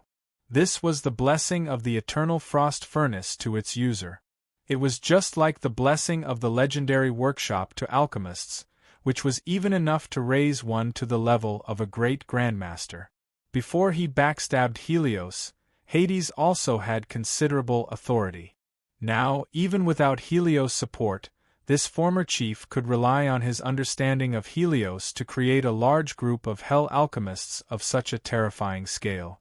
Not to mention that Hades' alchemy attainments were far superior to Huai Shi's.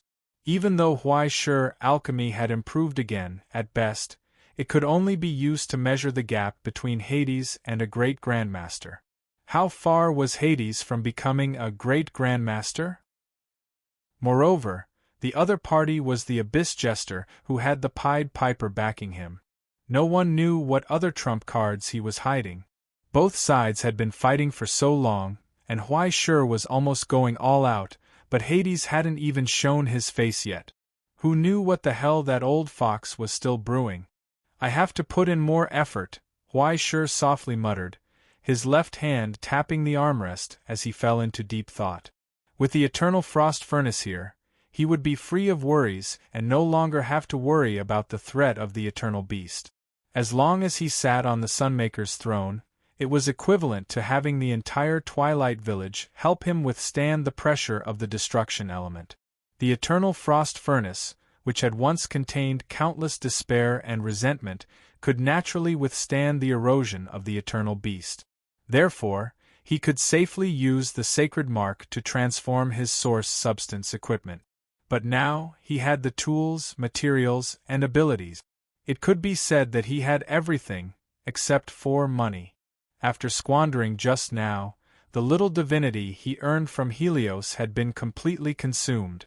As for Great Si Ming's own divinity, Huai Shi would never consider it. What a joke, that was his own money.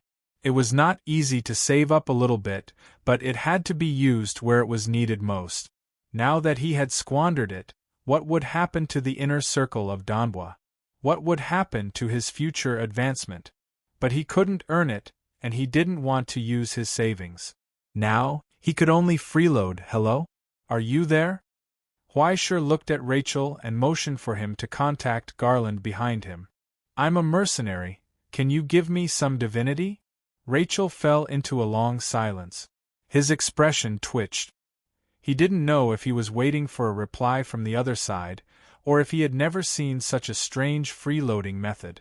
But soon, a brilliant stream of light flew out from Garland's silent tower and went straight into the eternal frost furnace, causing the flames of the alchemy fire to rise and expand by several times in an instant. It wasn't the tiny amount that Huai Shi had expected. Instead, he had directly taken out half of his inventory and tossed it over to her. With such a large amount, if he planned carefully, he would even be able to create 4 or 5 divine stigmata above level 4. Huai Shi widened his eyes in surprise and clapped his hands. Thank you, boss, you're so generous. Rachel's expression twitched again. He glared at Huai Shi and said, The great master said that's all, and there's nothing more. You should take care of yourself. So stingy. Huai Shi snorted and looked at him with disdain. The feeling of ordinary goods made Rachel feel powerless. How could a person's face be so thick? He finally found a second place where he was inferior to Huai Shi. But when he looked at Huai Shi's face again, he couldn't help but grit his teeth and feel indignant. Okay, it's the third then. He heard a high-pitched and sharp sound. It was like countless crows' sharp cries. Following Huai Shi's movements, countless steel feathers emerged from the void and gathered together, turning into a cloud-like forging pattern. The outline was ferocious and mournful. Divine sword, hatred. Rachel subconsciously took a step back. His heart palpitated. He was intimidated by such a fierce power. When Huai Shi's 5 fingers loosened, the blood-colored long sword passed through the crack in the floor and fell into the eternal flame of the eternal frost furnace. Casting begin. In the darkness of the cage of dreams, countless sleeping crow raised their scarlet eyes and felt the call from war. Hatred surged in the black clouds and quickly turned into a rain of blood that poured down. The alchemy fire rumbled, and the slender blade of the divine sword silently dissipated. What replaced it was countless steel crows that emerged from the void. They cried out hungrily, rolled up their iron wings, and once again soared under the dim light of the setting sun. Many ferocious shadows gathered in one place and covered the earth. His scarlet eyes looked down at the ground. The hunt had begun. Thousands of iron crows, under the support of the village of dusk and hatred, turned into a tidal torrent that swept across the battlefield. These cunning and cruel predators avoided all opponents that they couldn't defeat. Instead, they chose most of the large groups of hell that the other incarnations disdained to look at as their opponent. The hell creatures below the level of the leader of the horde were unable to resist the overwhelming torrent. Wherever the iron wings passed, all bodies were cleanly smashed into smithereens. Blood and origin substance were instantly sucked dry. The iron crows rose and fell like clouds on the battlefield, returning full of life and origin substance. After throwing them into the furnace, they welcomed another round of refinement before rushing back to the battlefield. The merciless hunting machines threw themselves into the slaughter, endlessly bringing new energy to the eternal frost furnace. This was the tribe that the village of dusk loved, the large groups of hell that were perfectly compatible with the eternal frost furnace. Chapter 890. How beautiful! Gala raised his eyes and stared at the surging iron light. He smiled and said, "Is that his army?" As expected of the young arbiter of fate. No, it should be the great arbiter of fate, right? Although it's a little strange. Celestial genealogy's opponents should not be underestimated. Do you want to continue probing? Hercules finally finished sharpening his longsword. He held his chin and waited in boredom. No, there's no need. Gala shook his head regretfully. Although I hope the banquet can last longer, the organizers can't wait any longer. There aren't that many resources to squander. After saying that, he looked meaningfully at the bone tower behind him in the distance. The bone tower stood in the darkness without any response. Only an indifferent gaze overlooking the battlefield. Waiting for the chess pieces to move on their own, win victory, or usher in defeat. Convey my orders. On the golden chariot, Gala slowly stood up and grinned, revealing the sharp outline of his teeth. Don't leave any reserves. According to the plan, put all forces on the battlefield. No retreat, no hesitation, no slacking. He said, the time for the final battle has come. Thus, from that moment onwards, new changes were ushered in on the battlefield. On the Sunmaker's throne, Huaishur could not help but frown. He felt the sudden increase in pressure. The surging black tide seemed to be boiling. Behind the high wall formed by dozens of mutated angels, the black tide pressed toward the twilight village. The large group of hell that had fallen into madness rushed forward without caring about their own safety, no longer caring about the price. The operation of the twilight village suddenly became tense. It felt an unprecedented pressure. What made Huaishur even more nervous was that the huge cycle that he had built with the origin form equipment and the entire twilight village could not be maintained. Although to others it was only a momentary delay, to the great arbiter of fate, it was undoubtedly the most fatal. Once the cycle was broken, it meant that the integrated state of the entire twilight village could not be maintained. Every part would be disconnected and become a pile of loose sand, forced to fight for themselves.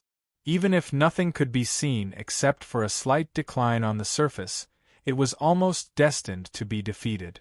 Thankfully, he still had his large army of origin substance equipment and origin substance equipment, as well as the highly efficient operation of the Twilight Village.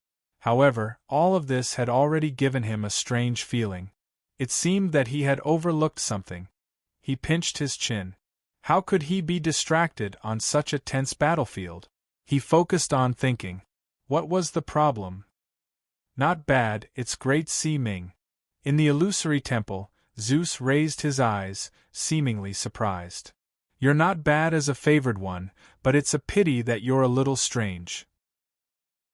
Correction again, it's a contestant. Tangi rested her chin on her hand and observed the changes in the field. She smiled and said, because I'm going to transfer Yin Zhongjuan, I'm not very familiar with it. He doesn't seem to understand it yet. Yin Zhongjuan? You didn't tell him anything? Zeus looked at her in surprise. If Poseidon were here, he would definitely laugh out loud when he saw such a ridiculous scene. He's not a kid anymore. No matter how much I say or how detailed my reasoning is, if he doesn't understand it, he still doesn't understand it. It's better for him to experience it for himself. Tongji said indifferently, instead, it's the way you Greeks do things. If you see something you like, you'll take it hand in hand to the finish line. Isn't that the problem? Isn't that what you mean by favored one? Zeus said. Entrusted with love, bestowed with protection, and hoped that humans would be able to achieve great things. Tangi smiled but didn't say anything. It was because of this that most people who were favored by favored ones were nurtured into mommy's babies. The price of success because of the god's favor was that they would perish because of the god's favor. The god's love was fickle and cruel. Relying on this kind of thing would only lead to one's own destruction. On the other hand, it's your method that's laughable, Zeus said calmly. Zeus asked indifferently, a contractor who didn't succeed because of you, who didn't believe in your care, Why would he care about your existence? Of course it's because of love. Tangi winked mischievously and smiled. Love can change everything. It can also kill everything, isn't it? Zeus snorted and didn't say anything else. Or rather, he seemed to have understood something. He looked at the battlefield with pity in his eyes. It was as if he was looking at a high school student who was forced to answer an advanced mathematics question. Indeed, it was a perfect cycle. But there was still something lacking. That was still Great Si Ming, not Yun Zhongjuan. They both maintained order and revised miracles. Great Si Ming and Yun Zhongjuan were born from the same source, but there were key differences between them. This was the key to the path of Heaven's Inquisition. It could be said that they were the two key points of one body with two sides. Great Si Ming's specialty was the correct way for living creatures and their race to exist, but Yun Zhongjuan's specialty was the rotation of the four seasons and the harmony of all things. Similarly, there was a decisive difference between one and many, and there was a decisive difference between the two. If Great Si Ming's focus was the many represented by the race, then Yun Zhongjuan's focus should be the one represented by me. Rain, snow, thunder, and lightning, the rotation of the four seasons, with me as the axis. There was no difference between the two. It was because of the difference between the two that the path of Heaven's Inquisition was divided into two paths. Even if the two paths led to the same destination, this was a problem that needed to be solved in the later stages. But now, the two paths were forcefully merged together, putting the difficult problem in front of Huaishur in advance. Zeus tasted the divine wine and looked down at the battlefield. He began to look forward to the changes that would happen next. If he couldn't maintain the balance between the many and one and only sacrificed himself blindly and lost his position, he would suffer. At the same time, Huaishur suddenly woke up from his contemplation. He felt that he was just a little bit away from the real answer, but it was too late. The abnormality had appeared. Great Si Ming's cycle wasn't broken. The crows were still flying above the battlefield, the incarnations of the origin substance equipment were still doing their jobs, and the 3 layers of the Twilight Village were operating as usual. Even the self-examination of the eternal frost furnace didn't find any problems.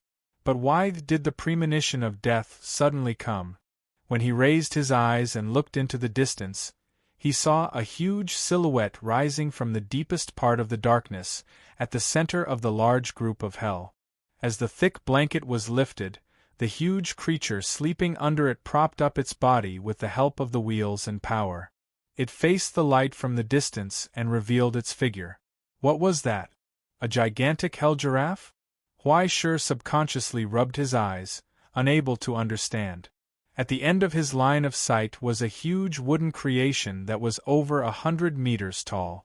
It had a thick body, 4 simple pillars, and even a funny head propped up on its neck. There was also obvious fuel smeared on it. It looked like a horse. At that moment, Huaishur was shocked. A wooden horse. And on the broad back of the huge wooden horse, Hercules, who had been waiting for a long time, smiled, raised his arm, and cut it with the blade of his sword, sprinkling blood. Today, I offer the blood of heroes and reenact the glory of the past.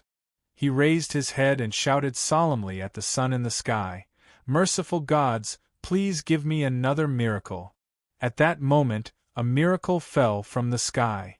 A long, long time ago, a great feat engraved in history, a distant legend that was difficult to distinguish between reality and illusion. It was a synonym for cunning, the embodiment of a conspiracy, and the end of the long struggle on the ground because of the ownership of the golden apple. At the same time, it was the crucial fuse that caused the fall of the eternal city of Troy. As early as when Pandora offered the golden apple, the foreshadowing of this moment had already been laid down. After a long period of patience and waiting, now, the terrifying killing move that had been silent for a long time had been revealed on the battlefield with the arrival of the final battle. It was a killing move created by Grandmaster Publius himself. Mark of God, Trojan horse. At that moment, Huai Shi heard the roar of a collapse. The village of dusk glowed with a loud noise.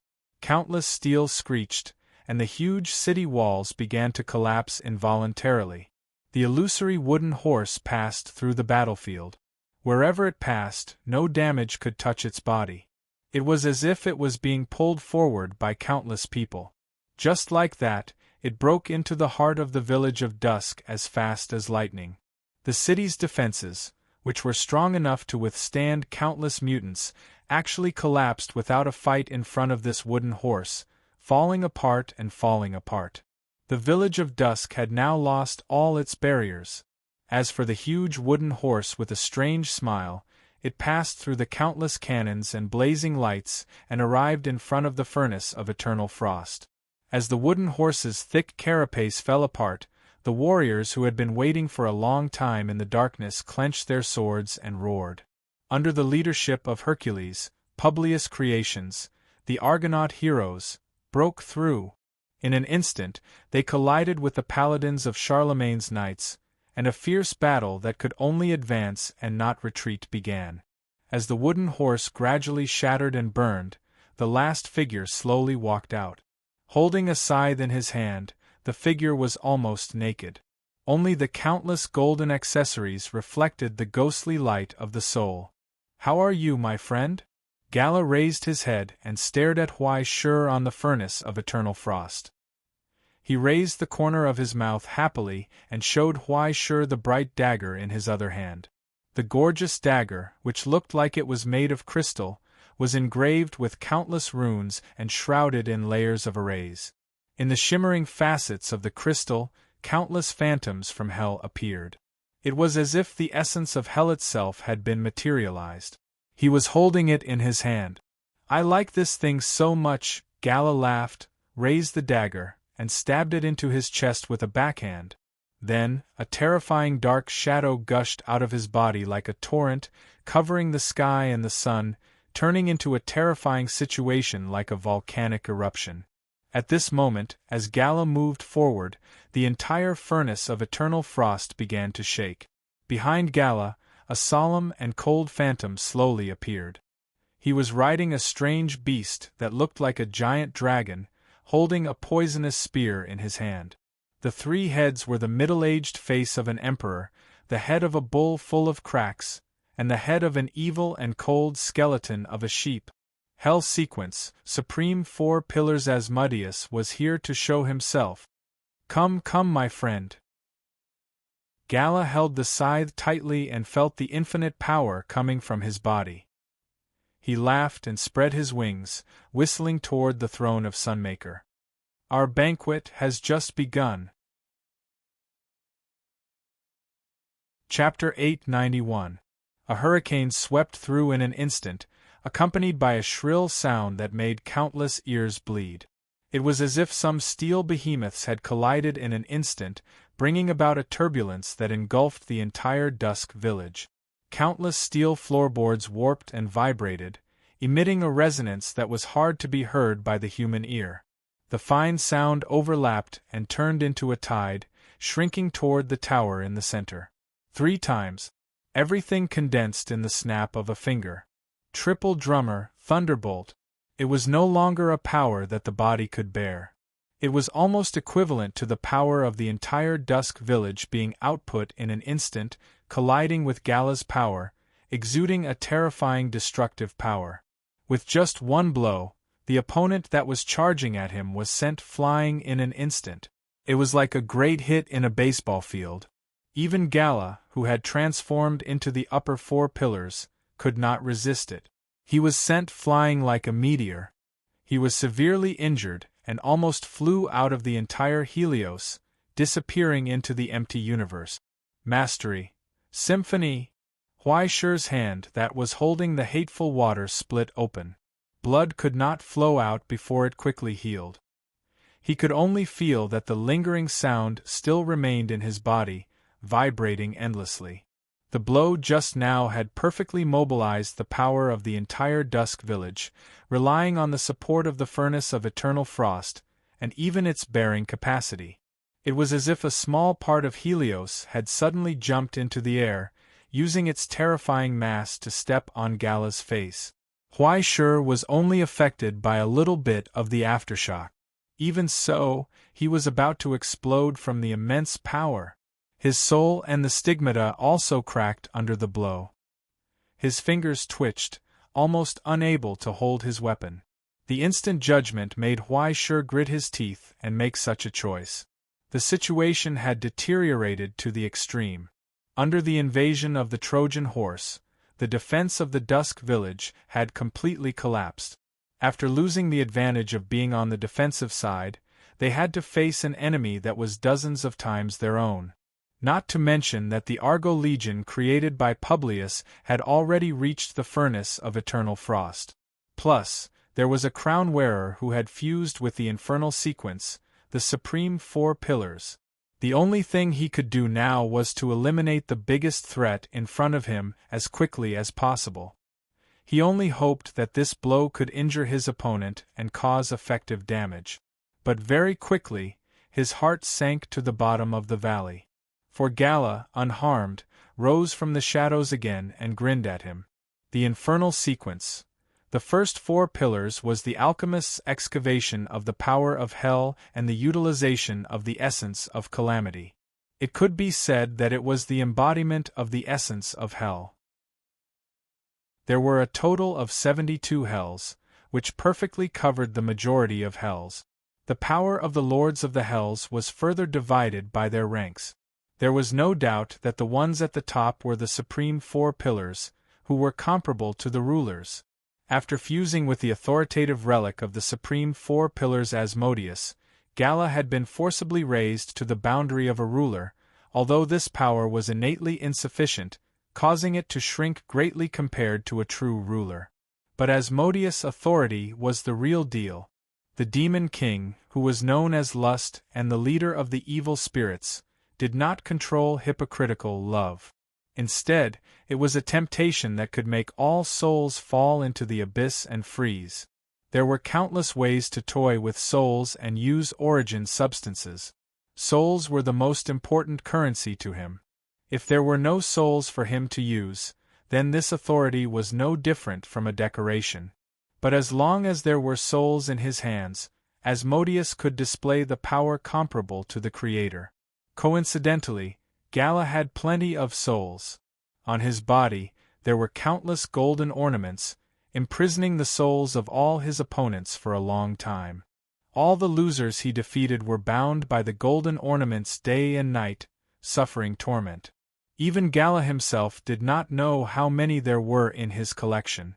Too many wars, too many enemies. As long as he followed the withered king, he would never lack these blood-boiling battles and hearty victories.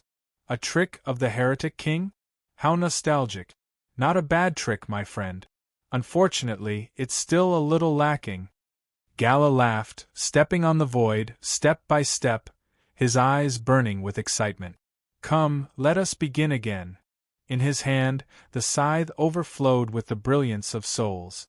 Countless blessings and curses were applied to it, causing this vicious weapon to quickly sublimate into a sharp blade that could wound everything. It was like a meteor that represented disaster. In the whistling sound, Gala once again descended from the sky. Huai Shi gritted his teeth, holding the hateful water tightly. Mastery, symphony. The power of the Twilight Village once again, along with the mighty echo, condensed into a point and blasted forward, causing the crimson meteor to fly backward. Huai Shi spat out mouthfuls of blood. But almost instantly Gala, who was prepared, returned with a ferocious smile. Looking down at his pale face, the solidified one curled his finger. What's wrong? Sitting on that chair and not willing to get down? If you want to sit and wait for death, I don't mind. Huai Shi was silent and did not answer. Listening to the sounds of fighting coming from below, he finally could not help but sigh.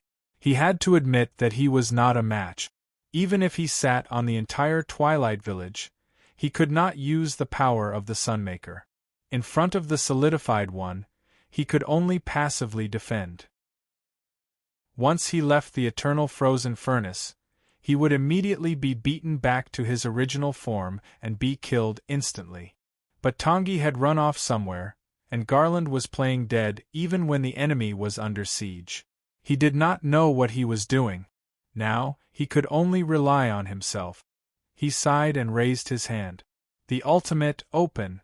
Gala's expression changed slightly, and he took a few steps back in the air. Obviously, he had already known about Huaishur. He had heard about the terrible threat of this move from Hercules. If he was not careful, he would be contaminated by the thing inside, and he would have to face the erosion of the eternal beast. Unless he returned to hell and asked the withered king for help, even he could not do anything about it. But now, Huaishur did not intend to use it as a weapon.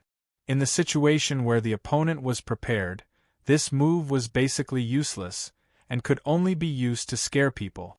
What he wanted to do was not to release but to transfer. As the eternal frozen furnace and the ultimate were once again connected, the casting furnaces of the same origin began to resonate again. They forcibly stripped most of the derived flesh of the eternal beast from Huaishur's body, sealed it in the alchemy fire, and forcibly suppressed it with surging divinity. Huaishur had once again recovered the power of his heyday, the complete body of Great Sea Ming. Slowly, he clenched the water of hatred in his hand. In that case, there was only one answer left. Gala's eyes widened, and he became more and more excited. Finally going to fight with all your strength? He grinned expectantly. Before his voice died away, Gala was stunned. Because Huaishur did not get up from the Sunmaker's throne at all. He just lifted half of the broken spear, turned his hand, and threw it into the furnace behind him. Forging, begin. In an instant, a loud sound like a surging tide burst out from within. Divinity was burning wildly.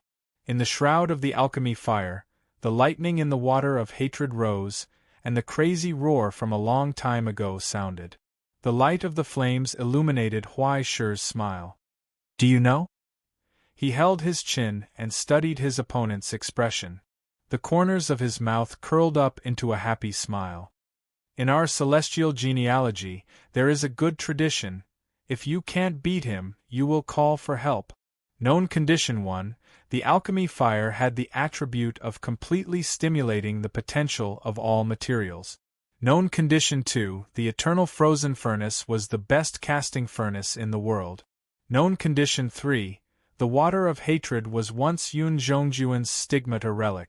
Known condition 4, Huaishur still had a lot of divinity that he got from Garland for free. Known condition 5, Huaishur's nirvana transformation and biological rebirth could give alchemy products the attribute of animation. Known condition 6, Huaishur still had something like the Book of Destiny in his hand.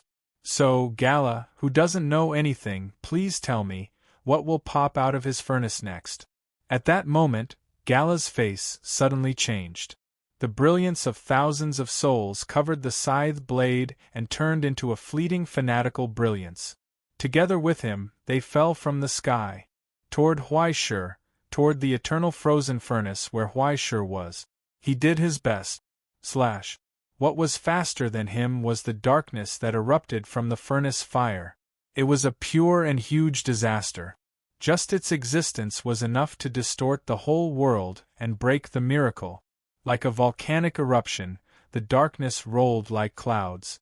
In an instant, it shrouded the entire twilight village and even covered the eternal dim light, causing everything to fall into darkness where one could not see their own fingers. That was hatred. Hatred. Hatred. Hatred. Hatred. Hatred. Hatred. Hatred. Under that incomparably pure hatred, even the entire twilight village resonated. But it was different from the resentment left by the former casters. It was a hatred that never yielded, never retreated, and never regretted. It contained indescribable hatred. It hated this world, hated all the cowards, hated all the betrayers, hated the death of its companions, and hated its own powerlessness. It hated everything. Even the thing it hated the most was hell. The hatred was like a tide. enough to fill the 7 seas, cover the realm, and turn into a destructive tide. It wiped out all the impurities, pulled all the enemies, and completely perished with itself. It was hard to imagine what kind of soul could leave behind such a huge hatred. What kind of obsession could make this hatred so pure that it could distort the world? Now, the hatred had turned into an ocean in the clouds. From the deep sea, the sleeping broken souls crazily devoured the flesh and blood derived from the eternal beast, extracting the endless vitality from it. Once again, from the darkness, it opened its eyes. It cast a hateful glance at the mortal world. "Look, Gala," it sneered. Chapter 892. Boom! At that moment, the eternal frost furnace shook violently, and the entire Twilight Village responded with a loud bang. Countless steel vibrations turned into pure and shrill thunder. The tide of hatred gushing out from the furnace suddenly shrank and turned into a huge monster that could cover the entire Twilight Village. The jaw-dropping silhouette was like a giant whale that roamed the 7 seas, but on its back, there was a pair of wings that could even cover the heavens and the earth. "That's a Kuan Pring." Huaishi's eyeballs almost fell out. He couldn't believe it. In the sea of hatred, the huge Kuan Pring swung its huge tail, causing the sound of overlapping waves to burst out in the void. It crashed toward the falling Gala. "Demonic clown, you can't even withstand a single blow." On the back of the Kuan Pring, a phantom of the past appeared. The old figure raised a finger. It flicked out. In an instant, the darkness was torn apart.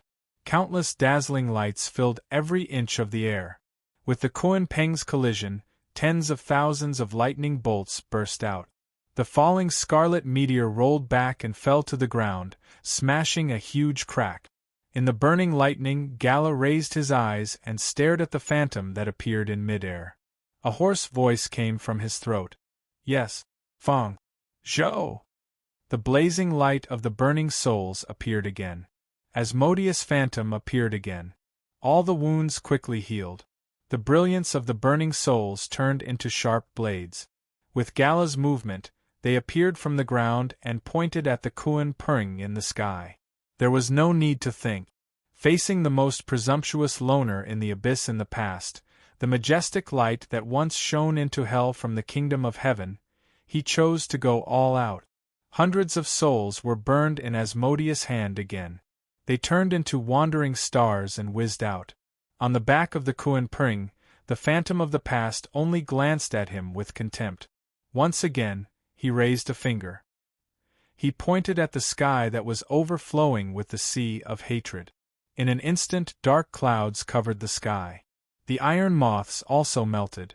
They swept up endless water vapor and fell into the thick sea of clouds.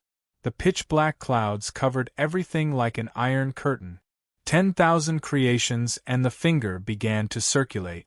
Countless amounts of origin substance filled the finger, causing the hatred to become as solid as steel. When the two forces collided, destructive sparks flew everywhere. No one could raise their head to look directly at this sea of lightning. At this moment, in the sky above the Kuan Pring, the lightning in the dark clouds was moving, outlining the image of a cold and lofty city. It was a sacred realm that existed in contrast to Great Sea Ming's ruins of End. It was Yun Zhongjuan's axis of miracle. Heavenly fault, activate.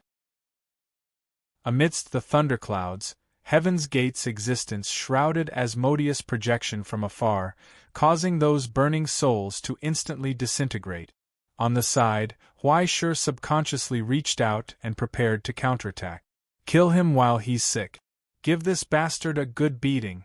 Senior, there's no need to talk about the righteousness of the pugilistic world when dealing with this kind of devil." Huaishi summoned a tide of crows and turned them into sharp blades of resentment. "Let's go together and, shoulder?" Before he could finish his sentence, he sensed that Ing Fangzhou's afterimage was looking at him. That kind of gaze perfectly described the strength of the previous generation's Yun Zhongjuan as a powerhouse of his generation. It was an extremely vivid representation of the care and love an old senior had for his successor. To put it simply, it was little brother, step back a little, you stay here and don't move, I'll go plant a few acres of orange trees for you, and most importantly, don't get in the way. Through the flesh and blood of the eternal beast, the broken soul of the past was reborn, still retaining the arrogance of the past. But when he saw Huaishur stop, he became even more unhappy. If you want to fight, then fight. If you don't want to fight, then don't fight. Why are you dawdling?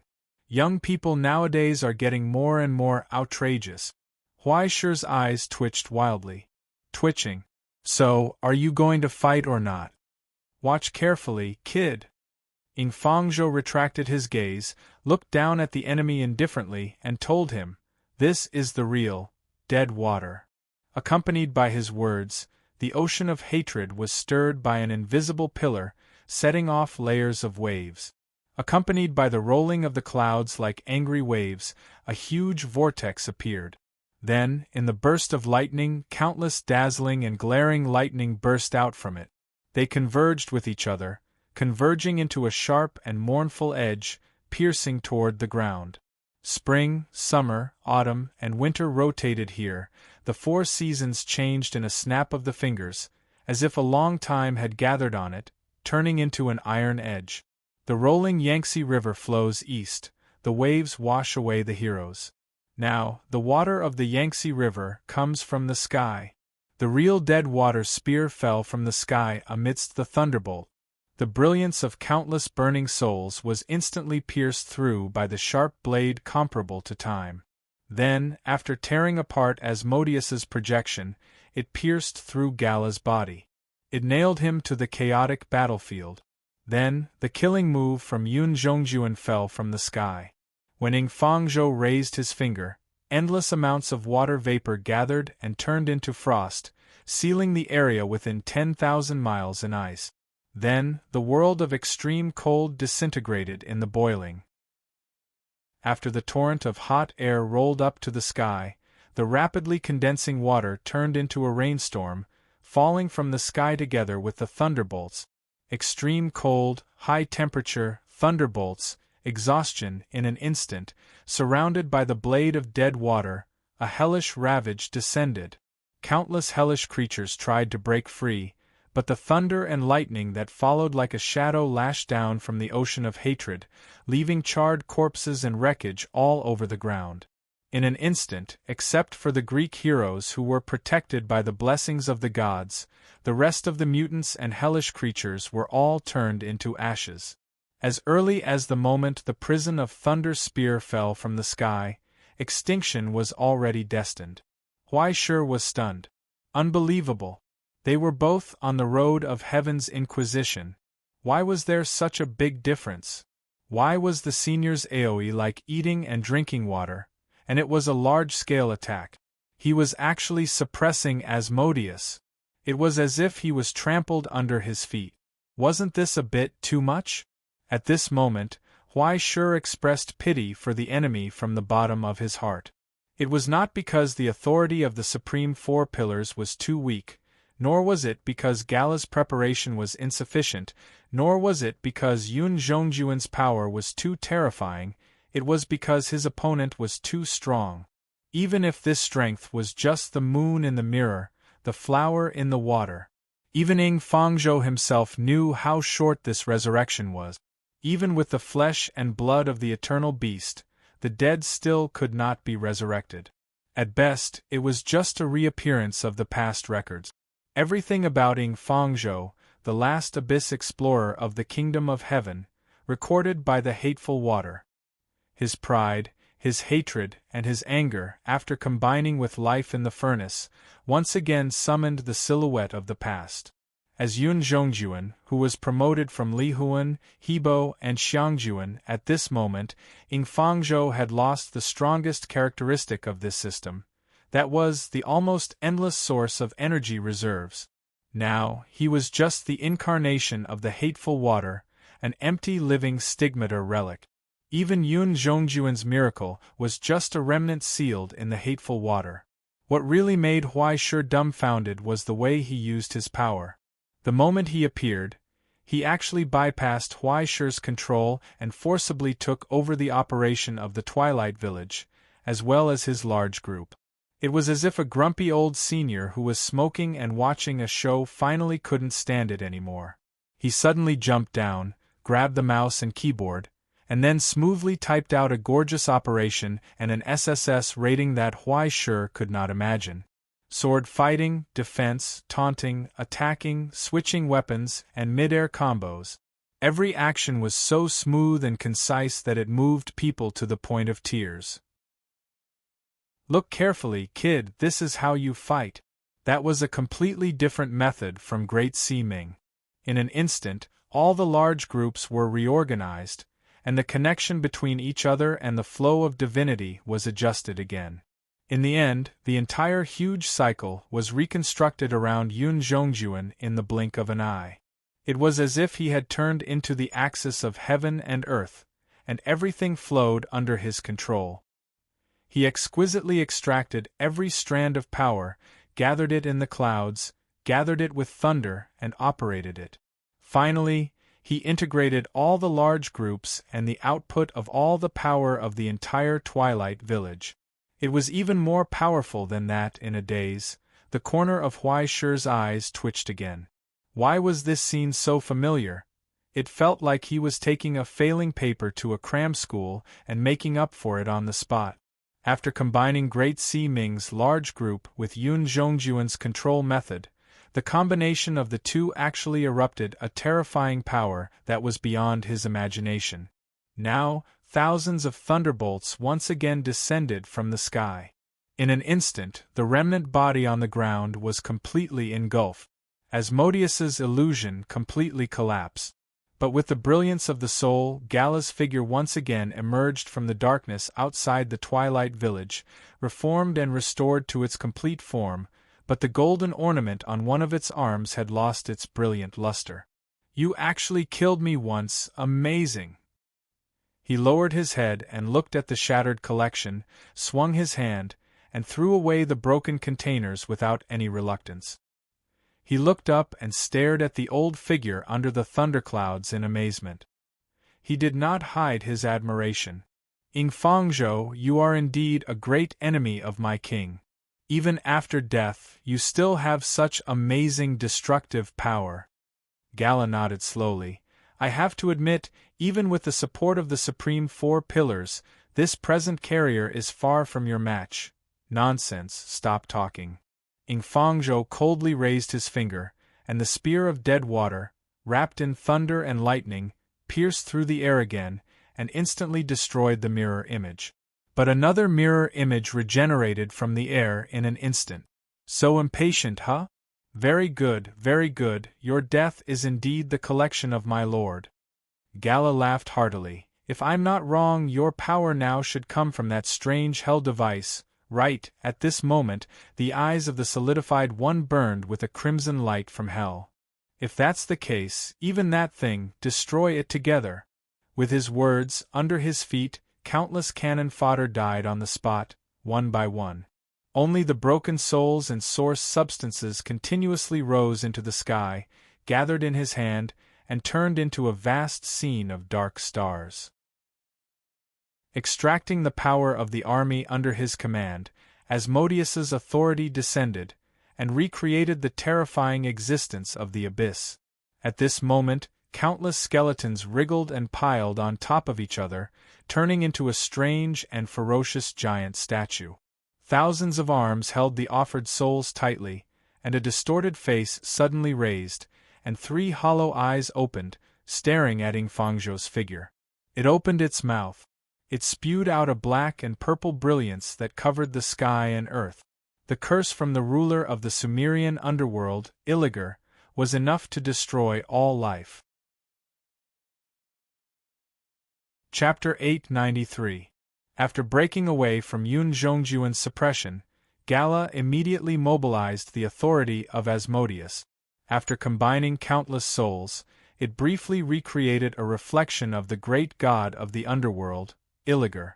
Even though it was fleeting, This torrent was no different from the mighty power of the gods. As long as there were enough souls, there was no disaster in this world that Asmodeus could not control. Although this unpredictable authority was not compatible with Gala, the instinct of a warrior was enough to let him exert the destructive power of Asmodeus to the fullest. Now, the great destruction that was almost engraved by the gods had arrived here. Overwhelming black and purple light spewed out from the cracked mouth of the reflection, instantly turning everything in front of it into dust. The vast and mighty flow brought down the punishment from the underworld. On the Kuanping, Fangzhou finally raised his eyes. His 5 fingers clenched. In an instant, the sea of hatred rolled over, and the flowing water spear formed by intertwined thunderbolts fell from the sky. 1, 2, 3, 4 Like a giant pillar falling from the sky, it shrouded the front of the twilight village, and turned into a blazing dike. The thunderbolts and the light of curse collided with each other, and violent turbulence was transmitted to the entire twilight village, causing Huaishur, who was in the center, to feel an illusory pain. He felt a large amount of source substance being swallowed by Yun Zhongjuan's celestial palace and transformed into thunderbolt. But then, below the furnace of eternal frost, in the chaotic battlefield, there was a shrill sound of something breaking through the air. Hercules, the legendary hero who inherited the divine blood, roared and killed the paladin in front of him.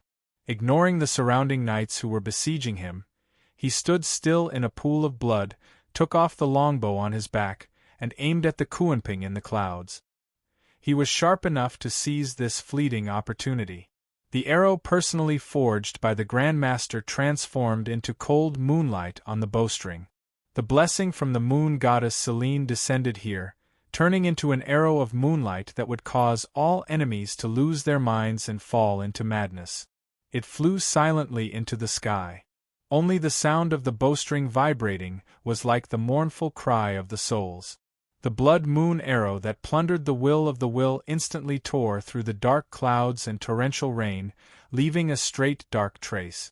In an instant it was close at hand, but it suddenly stopped. It hovered in front of Fangzhou's other palm. It was clamped down by an invisible force, firmly stuck in the air. Soon after, a second mournful wail burst forth, and a third. In the blink of an eye, 6 blood moon arrows pierced through the air one after another. They trembled violently, struggled, and could not move an inch forward. Fangzhou's left hand suddenly clenched. The moonlight arrow shattered, and the 5 fingers of his left hand were also cut by the sharpness. Dozens of cuts crisscrossed, deep enough to see the bones. The frenzied curse wrapped around the wound, wriggling like thorns as it rapidly penetrated deep into the wound.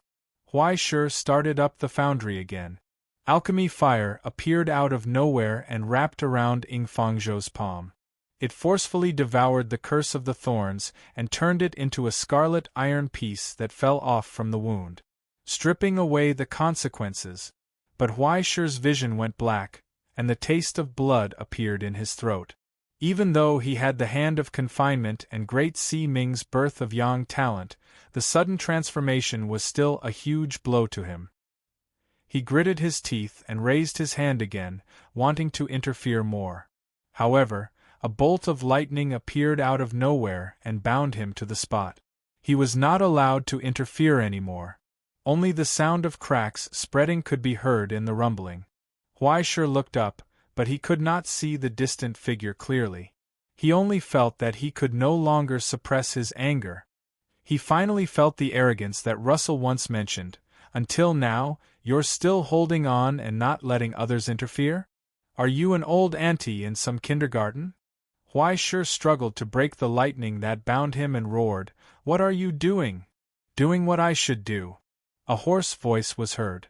Amidst the thunderous roar, Fangzhou finally turned around and looked at the angry junior, telling him, "You should also do what you should do, Huaishur," he said. "You don't have to care about the rest." On the cracked face, his eyes were so calm. That wasn't arrogance, but stubbornness. She wanted to hide everything that was important behind her back, put it in the safest place. Only then could he focus on the front. Only then could he complete his mission. Huaishur paused for a moment and froze in place. Finally, he slowly sat back down on his chair. A silent sigh. Soon, the eternal frost furnace faithfully conveyed the orders from the user, causing the entire Twilight Village to operate again. An endless stream of power gathered from Huaishur's hands. Under Huaishur's control, it was thrown into the projection of the Kuan Peng. An angry bull, a compassionate giant deer, a solemn white horse, a resentful crow, all the power of the origin substance equipment appeared from the dark clouds and became a part of the cold light. "This is what I can do for you, Ing Fangzhou," Huaishur said softly. "I'll leave the rest to you."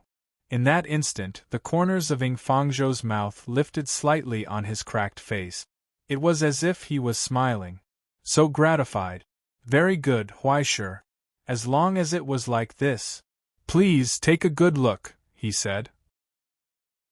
"What I can teach you, it was not the lessons of those predecessors that were not worth emulating, nor was it the fate of wandering that could not be called success, nor was it the lonely waiting without any results.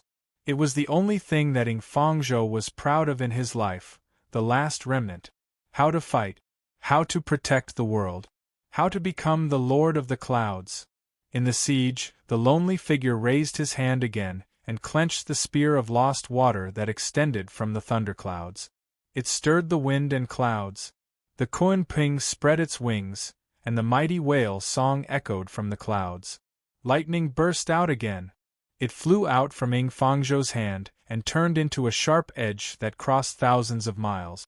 It pierced through the black-purple torrent, tore the reflection of God, and illuminated Gala's pupils. Once again, it tore open a gash in his chest. Then, the lightning gathered again, and turned into a heavy spear that was several meters long from his hand. It turned, swept, and forced Hercules to retreat. The lightning flashed, and the moonlight arrow was torn apart, along with Gala's counterattack. In midair, Hercules reached out and pulled out a long sword that shone with brilliance. Attack! In the distance, Gala was reborn again, and the authority of Asmodeus descended again.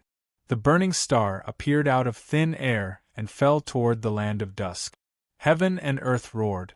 Only the thunderclouds rose and hatred swept across. Under the siege of the supreme four pillars and the legendary heroes, the former Lord of the Clouds once again showed the power that once guarded the abyss and defended the realm. In the illusory temple, Zeus put down his wine glass in admiration. He stared intently. Is there such a hero in the current era? Such a pure soul is really admirable.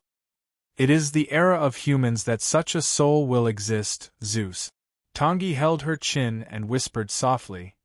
He does not expect the approval of the weak, nor does he rely on the grace of the stronger. This is an arrogant soul that can never be cultivated by relying on the care and protection of God. Zeus shook his head. It's hard to imagine that such a proud person would die for others. Of course, his soul belongs to himself. Tangi laughed, however. He chose to give his soul to the future he guarded. He had entrusted everything to his successor. What remained was the brilliance that still shone even in the darkest abyss. Just like the stars. Do you see, Zeus? She smiled and told him, the era of humans was started by such a soul. The era of God has not ended yet, Tangi. Zeus raised his eyes. It's still too early to say this. At that moment, accompanied by his words. On the ground, light shone again. It came from the depths of the land of dusk. At this moment, above the thunderclouds, in the dark universe sky, countless distant stars suddenly burst out with dazzling brilliance. A rainbow slowly rose from the ground. It came from the Tower of Garand. In the furnace of blood fever, the Grand Master, who had been silent for a long time, raised his eyes and looked at the giant hand that was holding the sun wheel tightly and pulling the earth. It's time to make a break, my friend. Complicated Celtic runes appeared beneath his feet and gathered, surrounding and protecting the rotting rope in his hand. It continuously extracted origin substance and divinity and poured them into the rope.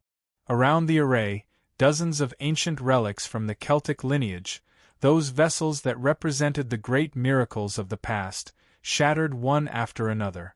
Only the crystals made by God flew up like dust, gathered, and merged into the chain in Garen's hand. This caused the rainbow that rose from the ground to extend endlessly into the universe. It pulled the light of the stars and quickly approached this huge disc-shaped world. In the end, it turned into a dazzling river of stars, flowing mightily. The long ceremony finally came to an end.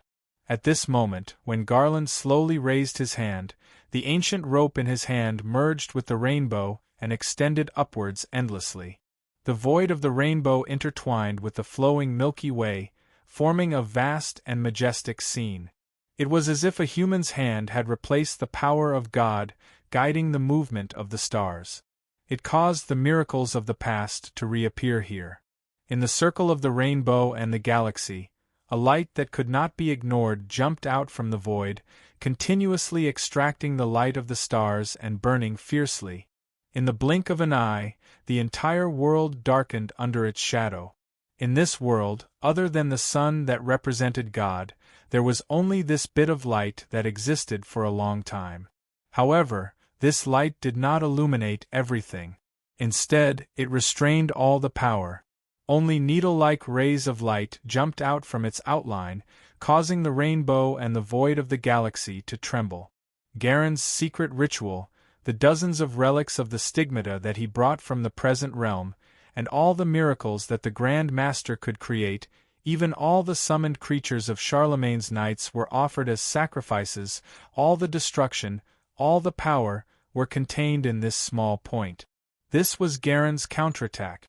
In the distant past, one of the prototypes of the oldest weapons of mankind, the power of destruction that was forged by the new generation of Celtic kings, gathered all the power of the Danu gods. It had once killed the previous ruler of the deep sea, the lord of the evil eye, Balor, and created a new era of weapons. Its name was Divine Mark, Luger's chain. Sensing the killing intent directed at Pubris, Hercules's expression suddenly changed. He ignored Ingfangzhou, who was besieged, and urged the flying boots from Hermes to return to the giant Tower of Light. Unfortunately, it was too late. The moment the light appeared, the rope formed by the rainbow and the galaxy quickly shrank and pulled, as if it was held tightly by an invisible hand, and began to swing. A huge gravitational force pulled the light spot that no matter could get close to, circling in the desolate universe, accumulating a huge amount of power. Even the rope of stars could not bear such a heavy object, and cracks kept appearing on it. In the end, when the gravitational force formed by the rainbow and the galaxy was completely broken, they turned into dazzling rays of light and scattered in all directions. The ball of light, which scholars called ultradense matter, finally swept across the air in an insignificant arc and flew out of the collapsing gravitational rope. At that moment, a premonition of death emerged in Huai Shi's heart. Even if this was just a brush with death, it flew straight into the distance. Chapter 894. It was as if a genuine condensation of death was flying over his head. Wherever it passed, an endless gravitational force ravaged everything. Cracks appeared on the steel ground, and the disc-shaped sun chariot also started to tilt and bend. Even though it was over 1,000 meters away, it was still unable to withstand this rolling formless pearl. Even the slightest shockwave had lifted the entire Twilight Village by several meters, almost pulling it out of the surface. If it hit, he and the projection of the entire Twilight Village, no, at least 1/3 of Helios would be completely engulfed and melted in that radiance. So, Garland had been cooped up in the base for so long just to build a nuclear weapon? No. Even if its destructive power was almost the same as a nuclear weapon, it was completely different. It was fundamentally different in nature and essence. In such a short period of time, using the mystic instrument to trace back to the unique environment of Helios, the authority of the second Danu divine king, Luge, was quickly restored. Divinity was injected, and through the conversion of calamity and miracle, the illusory starlight was given substance. Gathering the power from Hell's projection, it finally formed a genuine superdense body from the present realm. It was something that could no longer be described as material. The terrifying density that surpassed a neutron star had exceeded the present realm's bearing limit, and was hovering on the brink of collapse. The slightest touch would trigger a terrible change that would shatter heaven and earth, just like now. In an instant, the luminous bullet that devoured all radiance crossed the two ends of Helios and descended from the sky. Hercules's interception and Pubras's defense were all pierced like phantoms, and finally, the two came into contact for an instant. It broke its fragile shell. As a result, the destruction contained within flowed out. After devouring all light, what surged out was a darkness that surpassed the universe's primordial darkness. Sure wanted to cover his ears, but the senses from Supreme kept transmitting the terrible tremors from the distance, causing streaks of blood to seep out of his mouth and nose. His ears were ringing. Anyone with a little bit of education in physics, even a child, could understand what kind of terrifying phenomenon would occur when the mass and density of an object broke through the limit, to the point where even the gravitational force of a neutron star could not restrain it. The existence known as the black hole had descended in an instant. Did such a thing really exist? Could such a phenomenon really be maintained? Could such a level of power really be controlled? At this moment, such a question no longer had any meaning. Sure could only see that the darkness had swallowed all the light and turned into a vortex of destruction. It quickly, coldly, and cruelly swallowed the tower where Pubris was. Equality destroyed all miracles and disasters. Before that, Hades's bone pagoda had already been destroyed like an illusion. Sure was stunned for a moment and realized that something was wrong. Hades's bone pagoda disappeared? No, he didn't hear any sounds of collapse at all. It was as if it was just a bubble. It should be said that it was an illusion that was enough to pass off as real. But Helios was only so big, so where was Hades's pagoda? In an instant the answer appeared in his mind, but he couldn't help but be terrified. Ignoring the burning of the cosmic rays in his eyes, he looked straight at the location of the black hole. At the top of the pagoda, at the edge of the critical distance, a thin figure seemed to have appeared. He was smiling coldly in Garland's direction. Hades! Just like that, the chief disciple of Helios opened his arms and embraced destruction in place of Pubris. Gala's loud laughter could be heard in the wind. This was the conversation between the chief disciple of Helios and the wearer of the Hell's crown in Hades' temple before the final battle began. What do you mean? Gala looked coldly at his summoner. Whatever you like, that's all. Hades replied calmly. I don't care how great the battle results you can create, nor do I need you to eliminate any enemies for me, nor do I expect you to bring me any returns. Gala, no matter what request you have, as long as it is within my power, I will provide it for you. As for you, you just need to do what you like. After a short silence, Gala raised his eyes and understood. In other words, you want me to be the bait? It doesn't matter if you want to understand it that way. Hades asked, will you refuse, Gala? Of course not. Gala grinned and couldn't help but laugh. There are employers who don't expect victory, and there are fools who don't expect anything in return after paying money. Why would I refuse such a good thing? Very good. Hades nodded and sincerely blessed him. Then go ahead and fight your war as you wish. I hope you can reap joy in this battle. What about you, Hades? Gala didn't leave. He still stood in the same place and looked at his summoner. You even gave up victory. What do you want to get?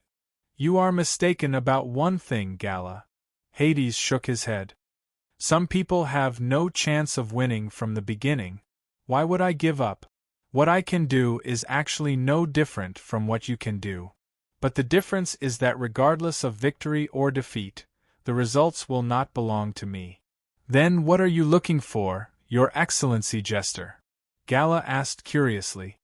"I have seen too many people like you in the abyss, but you are completely different from your colleagues. What are you looking for? The success of the conspiracy? The realization of revenge? Or the death of the enemy? After you give up all these, what can you get?" "Yes, what can I get?" He laughed mockingly, as if she was thinking, from the very beginning, people like me were destined to not be able to obtain anything, so I actually never thought of such a problem. "Gala, if you ask me what I want, then I can only answer you like this." The alchemist, who had already been aware of his fate and ending, laughed. "Probably it is a result. A result that was destined before birth. What came before the result was death." When the light dissipated, the skeletal tower below revealed its true appearance. The world was always so strange. Once a coat of light was put on, few people would suspect that there was anything under the light. Now, the disguise was unveiled, and the time for destruction had come. Under the terrible destructive power of Luger's chain, all of Hades's defenses were ineffective, and he was naturally sucked into the rapidly shrinking black hole without any resistance. Along with the rapidly annihilating superdense substance, his soul and body were completely and irretrievably reduced to ashes. This is really terrible. In the eternal frost furnace, Huai Shi did not feel happy at all. Instead, a strong sense of vigilance and uneasiness rose. From the beginning, Publius's position was a scam. He did not personally host the mystic instrument of creation, and the one who carried it out in his place was Hades. Otherwise, the mystic instrument of creation would have been completed long ago. No, who knew what Garland would do to interfere? When the omnipotent grandmasters fought each other, they had to be prepared for each other's countermeasures before making a decision. Like a matryoshka doll, they had to be constantly on guard. So-called miracles were things that exceeded common sense. Who knew what other tricks a grandmaster had up his sleeves? Publius's weakness was that he had to be exposed to the sun to maintain the operation of the mystic instrument. But if someone was willing to make the sacrifice, everything would naturally be different. But if Hades disguised himself as Publius and attracted Garland's attack in his place, then, where did Publius go?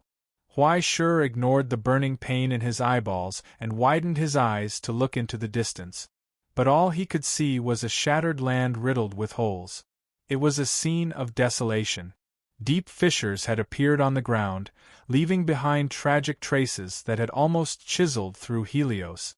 The Tower of Light had long since disappeared. But why were there still shadows left on the spot? A chill crept up the back of Huai Shi's head. The moment the Tower of Light disappeared, the shattered shadow of the tower on the ground, that was full of fissures, actually dared to bulge, as if it had substance. It pulled countless shadows, gathered and weaved, and grew rapidly. On top of the pure black, lightless tower, surrounded by countless complex arrays, the alchemist named Publius raised his eyes and looked in this direction indifferently. He raised his palm and pointed at the final calamity, the village of dusk. At the top of the shadow tower, the sun that had already descended to the mortal world released rays as bright and scorching as the real sun. That was a temperature that could only be named after a star. Even though there was still a long way to go before he reached the position of a god, the current Publius was undoubtedly the closest person in the world to becoming a god.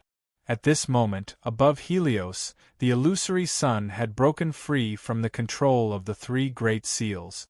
It was no longer the outflow of the spirit essence pillar, but had become a genuine amalgamation of heat energy. As the sun, it had to release light. Now, a terrifying stream of light that was enough to burn away life, melt steel, and evaporate dust had arrived. More than half of Helios was burned red by the pure heat. Wherever the hot stream passed, the cracked ground melted again and quickly evaporated, forming deep fissures. At the speed of light, the heat rushed toward Garland. Garland gripped his cane tightly, and a huge array appeared. He used all his strength to prop up a temporary barrier in front of the village of dusk. But an endless stream of high temperature still leaked out from behind the barrier, burning more than half of the city red. After exhausting all his means and releasing Luger's chain, Garland still maintained the ability to protect himself and even kept the means to counterattack. But the moment he made a response, a sharp blade appeared in front of his chest. The curse from the dead had finally arrived. Hades! Garland was stunned on the spot. After a long time, he coughed and spat out boiling blood. Behind him, a fleeting afterimage slowly appeared. He raised his head. A face that was so familiar to him was revealed.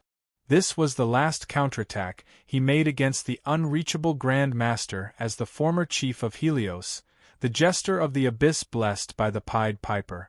With his own death as the price, he offered everything to the abyss as a sacrifice. Just like that, Kieran broke through Garland's defense and delivered the final gift to him when Garland was most distracted. Now, the packaging of the gift box was torn open.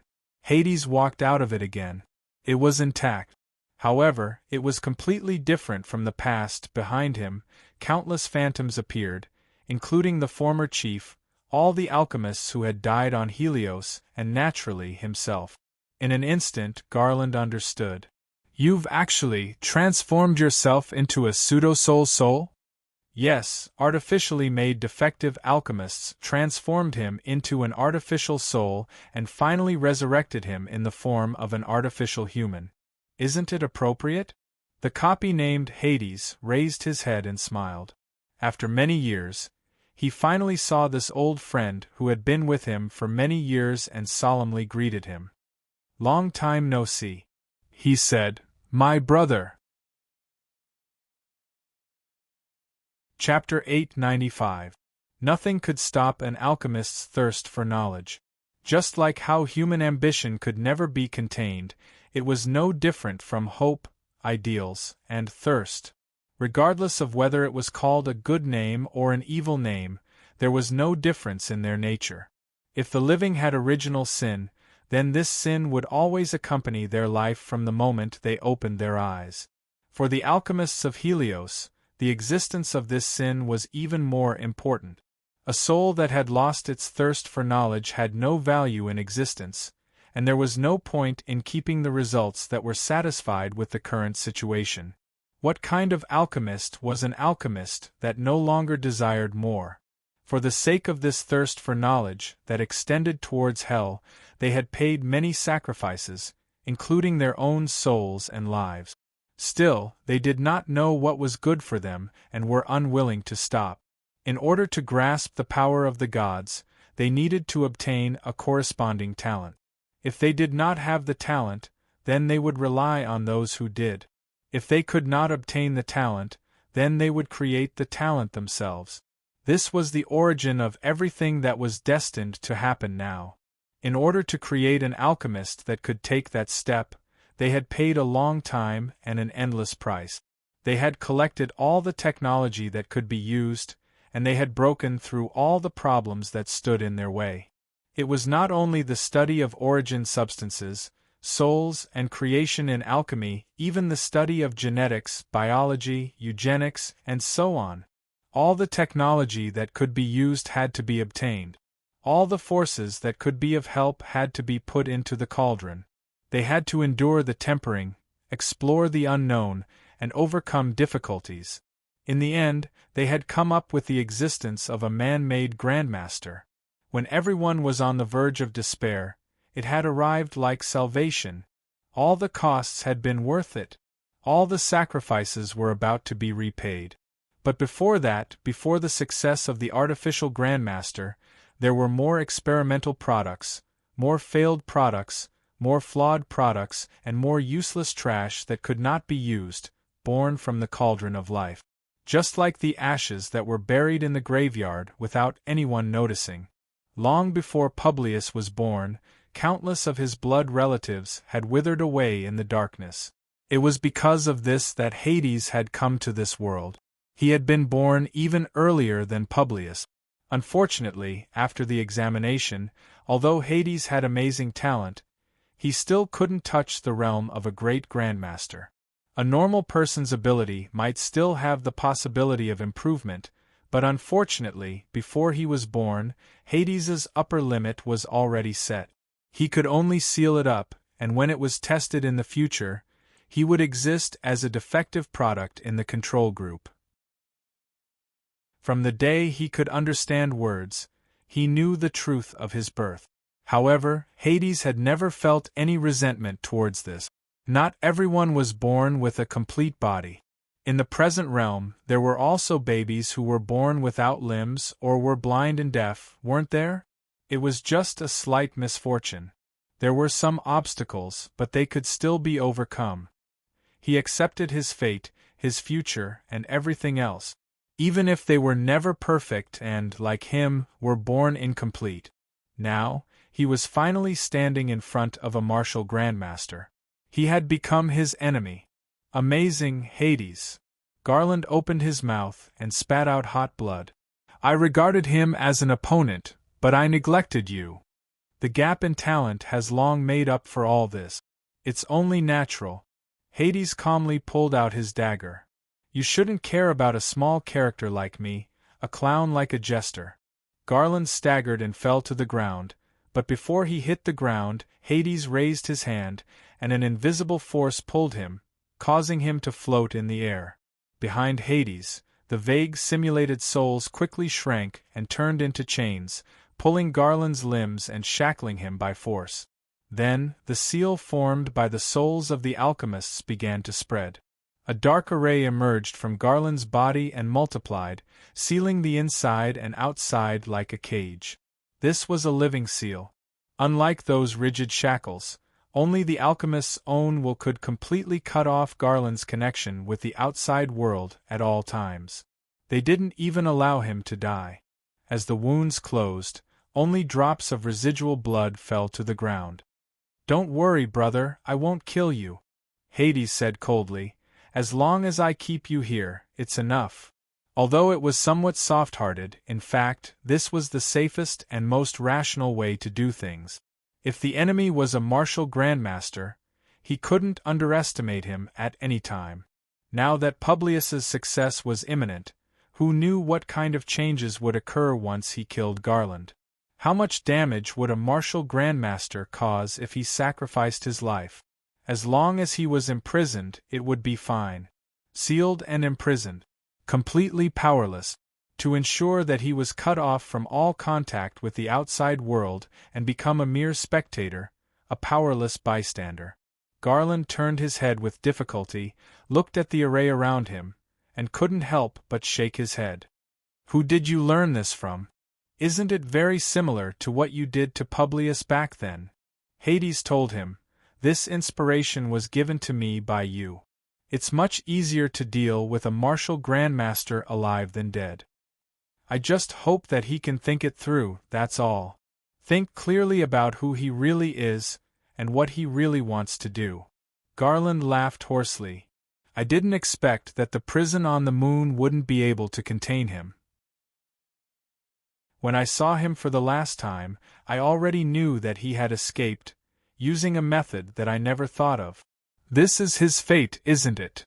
This isn't his fate, Hades. Shouldn't you be clear about it? Garland retorted coldly. His obsession is stronger than I thought, but where did your obsession come from?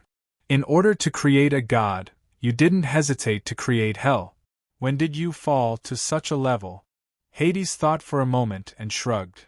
People change, don't they? Yes, but did you really change for yourself?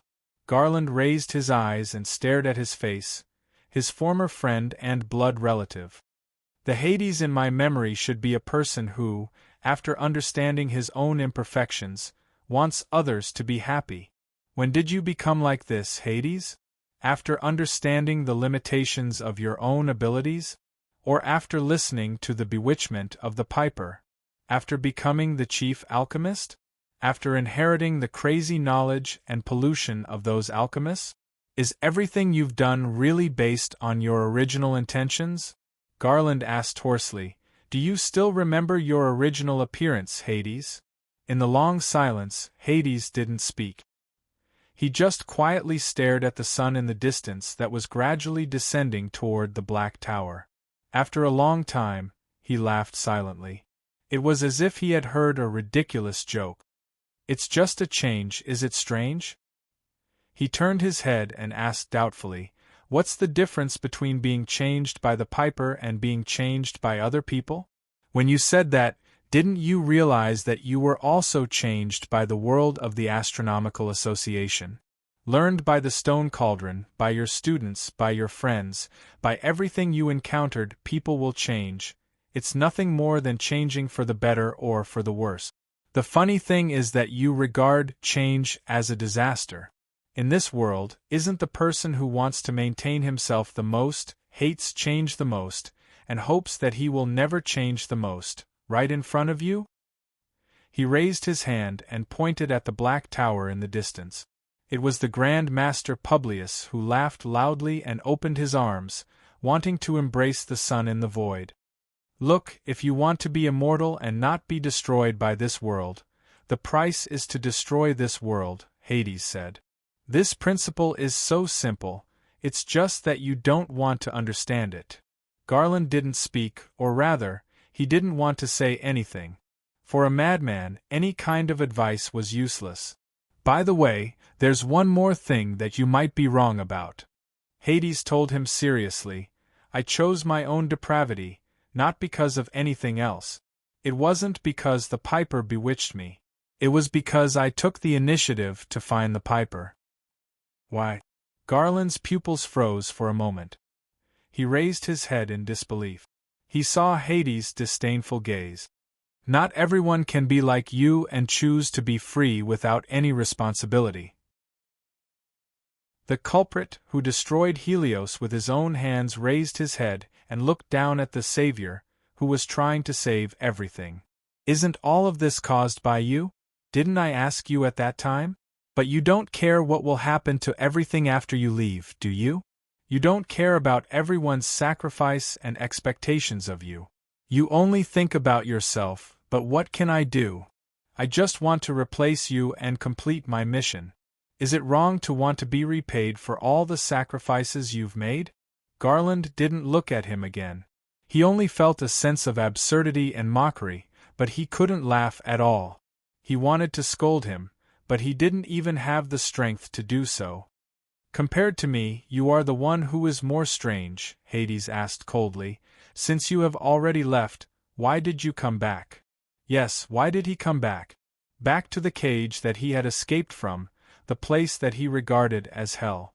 Garland raised his head and stared at the dark universe. After a long time, he sighed self-deprecatingly, probably because, "I regret it. Regret. But it was too late for regret. Regret. Escape from his own fate. Regret. Push his only friend and his only remaining blood relative to such an ending. Even though they were riding at full speed on the road to destruction, they were willing to endure it. Perhaps there was some hatred. He hated Helios, hated those gods who left behind secrets, and also hated those lunatics who refused to realize their mistake. What he hated most was himself, who had created all of this for the sake of freedom. When he wanted to take back his original fate and guide everything back on the right track, he was already Garland. He was Grandmaster Garland, no longer Publius, and no longer had anything to do with Helios. When he finally made up his mind, it was too late. Perhaps this was the price he had to pay. Look on the bright side. At least you are back home, aren't you? Hades considerately comforted him. After so many years of wandering, you have finally returned to where you should go. Home? Garland coughed and shook his head. There is only ambition, arrogance, and sin here. Hades, that kind of thing never existed. No, it exists. It has always been here. Hades raised his head and looked at the broken Helios. Looking at the rolling steel ground, as well as the exposed thick pipes, ancient equipment, huge facilities, countless workshops, and even more secrets, Zhang Xian felt a chill run down his spine. "Look, this is our home," he said. "Unfortunately, it is not a warm place, and there is no such extravagant thing as love. At best, it is just an assembly line. We are tools, parts, gears that are destined to be all fates since we were born. We did everything we could to complete our mission, and in the end, we were damaged and abandoned. Now it is finally time to produce. Hades turned around and smiled. Just like many years ago, he greeted him gently. Welcome home, brother. Chapter 896. The chaotic battle soon came to an end amidst the chaos. The blood-stained twilight village was filled with cracks. Thick black smoke rose from the destroyed facilities. The melted production equipment turned into red-hot molten iron that flowed freely. It was even closer to the original appearance of hell. Huaishe heard a cracking sound coming from the surging sea of hatred. The transmission of origin form that he maintained with all his strength was interrupted for a moment. Then, he lost his target. He froze in place. Only the mournful cries of the Kuanping could be heard. In the sky, a large group of leaders who were swept by the sun's high-temperature rays let out their final song. They withered from the sea of hatred and fell. Along with their master, a rain of blood poured down. In the cracks of the earth, Fangzhou opened his eyes with difficulty and saw the scythe that had pierced through his chest. There was still the last enemy. Gala the Solidifier. After a fierce and cruel battle, all his wings were broken, and he lost an arm and most of his internal organs. Even after suffering such heavy injuries, the follower of the withered king still did not die. How many times has it been, Fangzhou? The 5th time? Or the 6th time? Gala laughed hoarsely.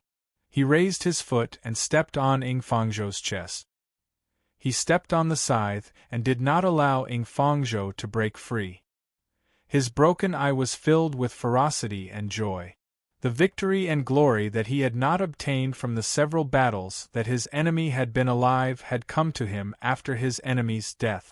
Yun Zhongjuan raised his broken hand again, but he could no longer touch the enemy that was close at hand. This time I've won. Is that so? The corners of Fangzhou's mouth curled up with difficulty. He looked at Gala as if he was looking at a fool. His lips slowly opened and closed, and he said, "But I haven't lost yet." When Gala was about to say something, his expression suddenly changed. There was a mournful howl burst forth. It fell from the sky. In the rain of blood, there was a brilliant flash of lightning falling from the dissipating clouds.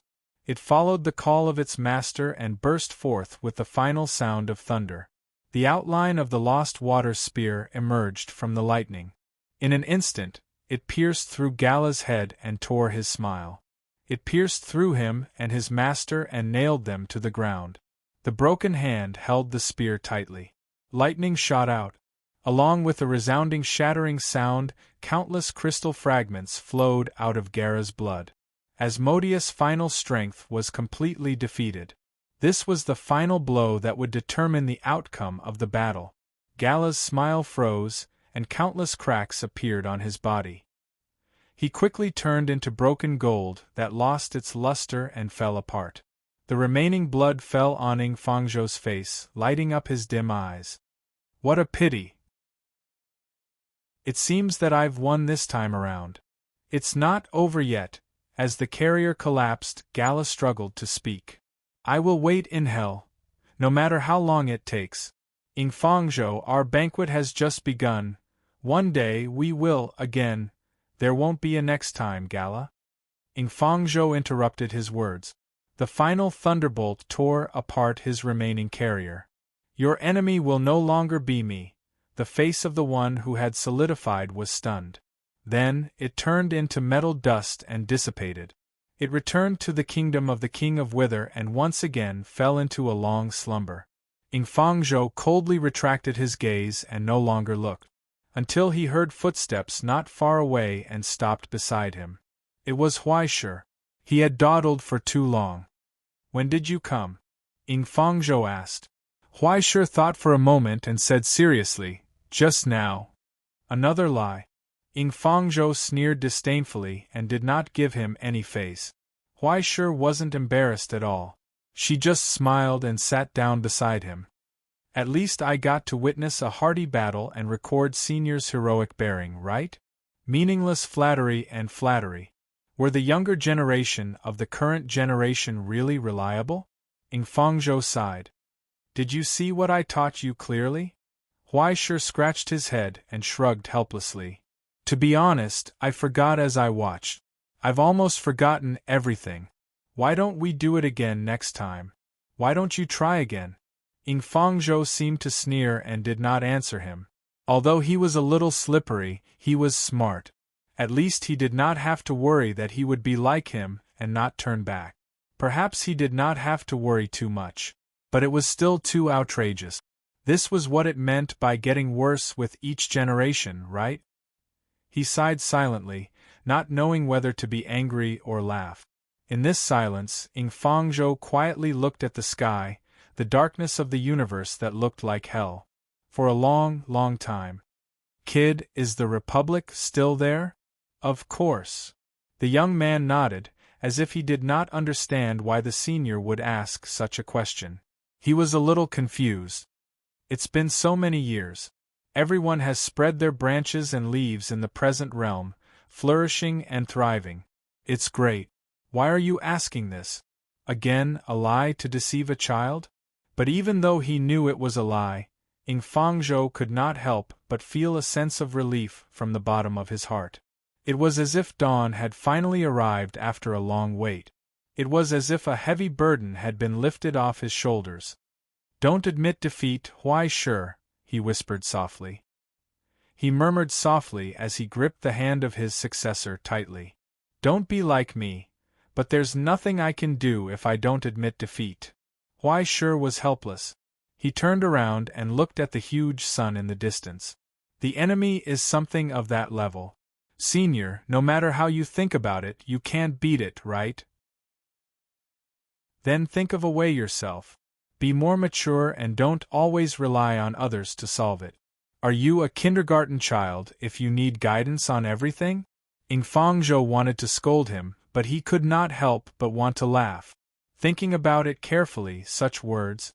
I don't think I've said it to them even once. But after saying it, I feel very relaxed. Isn't it good to be irresponsible occasionally? So, this time, I'll leave it to you guys to do whatever you want. Do your best, Huaishir, he said. He said, this is already your job. All right, then I'll work harder. Huaishir nodded, held his weak hand tightly, and promised seriously, can you rest assured now? Ing Fangzhou did not answer. It was as if he did not hear it. He just quietly looked at the stars in the universe, bathed in the light of thousands of years ago, as if he was being embraced by those ancient memories. Thus, he once again saw those young and tender faces. Those frivolous and undisciplined smiling faces, those little guys who were always pestering him, chattering, asking all kinds of questions, and annoying unknowingly, they seemed to have grown up and surpassed him. They spread their wings, abandoned him, a stubborn old man, and went to the place called the future. He wanted to follow them, but it was too far away. He could not catch up. After walking such a long way, were they really well prepared? Would it rain? Would they feel afraid when it was dark? If one day they could not see the front, would they feel lonely like him? Tsk, they all look unreliable. Ing Fangzhou smiled helplessly. It's really worrying, thus, the man murmured sorrowfully. He smiled in relief and closed his eyes in happiness. He said goodbye to the world that no longer needed him. Goodbye, everyone. Just like that, the phantom of Yun Zhongjuan dissipated in the void and was never seen again. Only Huaishir's palm was still hanging in the air. He stared blankly in the direction of the old man's departure. He subconsciously reached out and wanted to catch him, but he could not find any trace of him. Only the heavy baton was put in his hand. The brilliance of dead water reappeared on the steel. This time, there was no restless thunder, nor was there the violence of the past. Only the quiet and distant sound of the tide came to his ears. It was so distant. His final grudge disappeared without a trace. The rolling Yangtze River flowed eastward, and the waves washed away the heroes. times would change, heroes would pass away, and mountains and rivers would change. But even if all the old things were abandoned, the passing water of this legacy would not be exhausted. So, the future was promising. But the future is too heavy, isn't it? Huaishe stared at the broken spear of dead water in his hand, and could not help but sigh. Senior, you trust me so much. What if I lose face? That's not good. No one answered. Only the friendly giant dog next to him tilted its head and looked at him. It yawned and licked its sharp claws. Sparks burst out.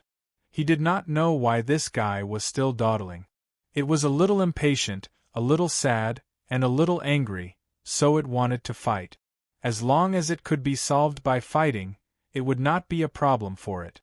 If it could not be solved, it would fight 2 more times.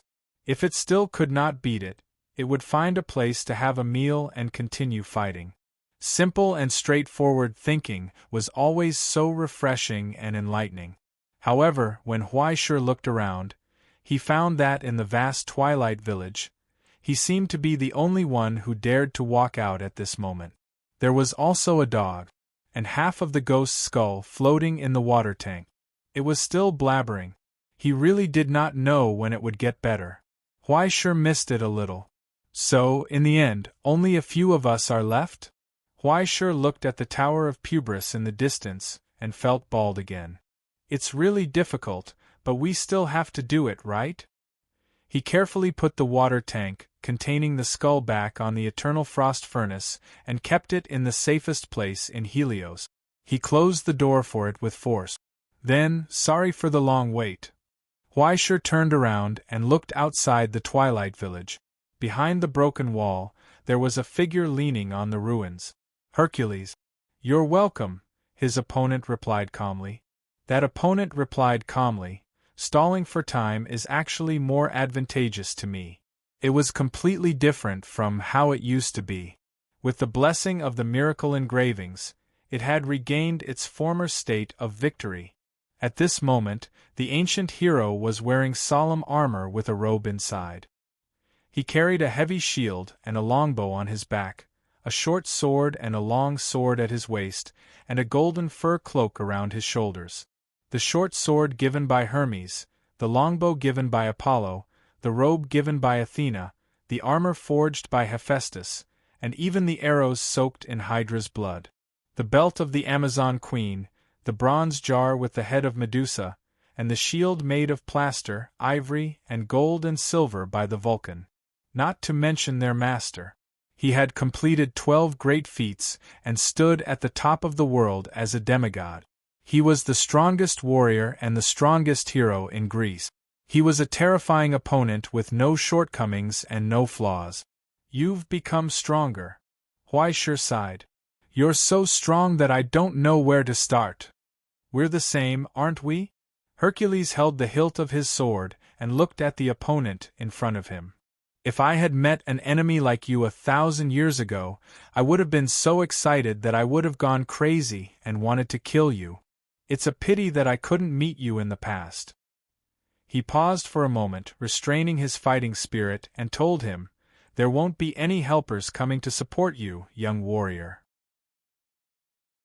He has already made arrangements for all the opponents, and they can't even take care of themselves now. Huaishe smiled. And I have to face the strongest hero of Greece, right?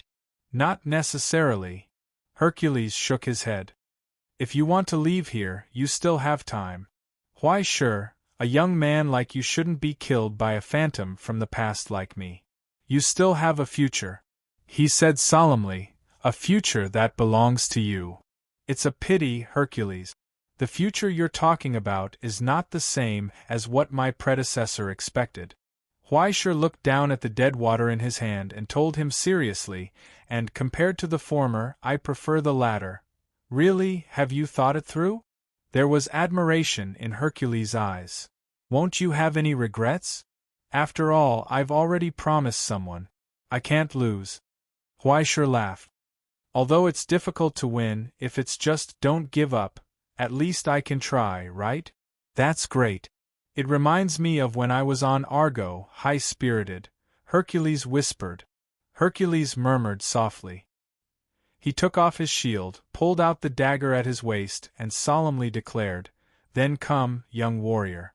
Your enemy is the beloved of the gods, the hero who has made great achievement.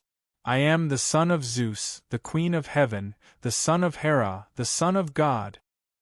He smiled, full of ecstasy and murderous intent, and roared excitedly. "My name is Hercules. Celestial genealogy, great arbiter of life, why sure." The young warrior picked up dead water. "Please enlighten me." As the phantom of a bull, a white horse, and a giant deer appeared behind him, the mighty crows let out a high-pitched caw. Just like that great arbiter of life, who had returned to his prime, or even a level higher, challenged the demigod who once had an unparalleled achievement. Thunder burst out again. Supreme and holy oath, despite having different names, were essentially the same. The talents that were above mortals collided at this moment. After stepping into a new realm, U's step and Greek's hurricane steps crossed a long distance. The collision between metal and metal set off a high-pitched caw again. Sparks burst out. This battle, which had been predestined since the first time they met, had begun once again. Chapter 897. The collision of dead water and the dagger only lasted for a moment. There was not even a loud noise. There was only the sound of a bubble bursting. After realizing that the surprise attack did not work, the two sides no longer poured more power into the dagger and entered a stalemate. After seeing Hercules' speed again, they had a better understanding of how tricky Hercules was. Whether it was the Supreme Tier Symphony, which could release power from any direction of the body without any blind spots, or the nameless sacred oath, which could compress multiple powerful attacks into a short moment, they were all unpredictable skills. If Hercules did not change his moves and could not react in time, Hercules would seize the opportunity and break his defense in an instant. Huai Shi retreated and chose to defend himself. Hercules' figure had disappeared from where he stood. There was only the sound of the wind behind him, but Hercules' movements were even faster than the wind. The dagger, which had been buffed by Hercules, became swifter and swifter, launching an attack from the back without any gap. Huai Shi seemed to have eyes on the back of his head. He raised the sword of virtue and blocked the killing blow with the heavy blade. But before he could fight back, Hercules' figure flashed in front of him with his strange footwork. The moment Hercules' hands were unable to defend himself, the dagger aimed at his face and slashed down.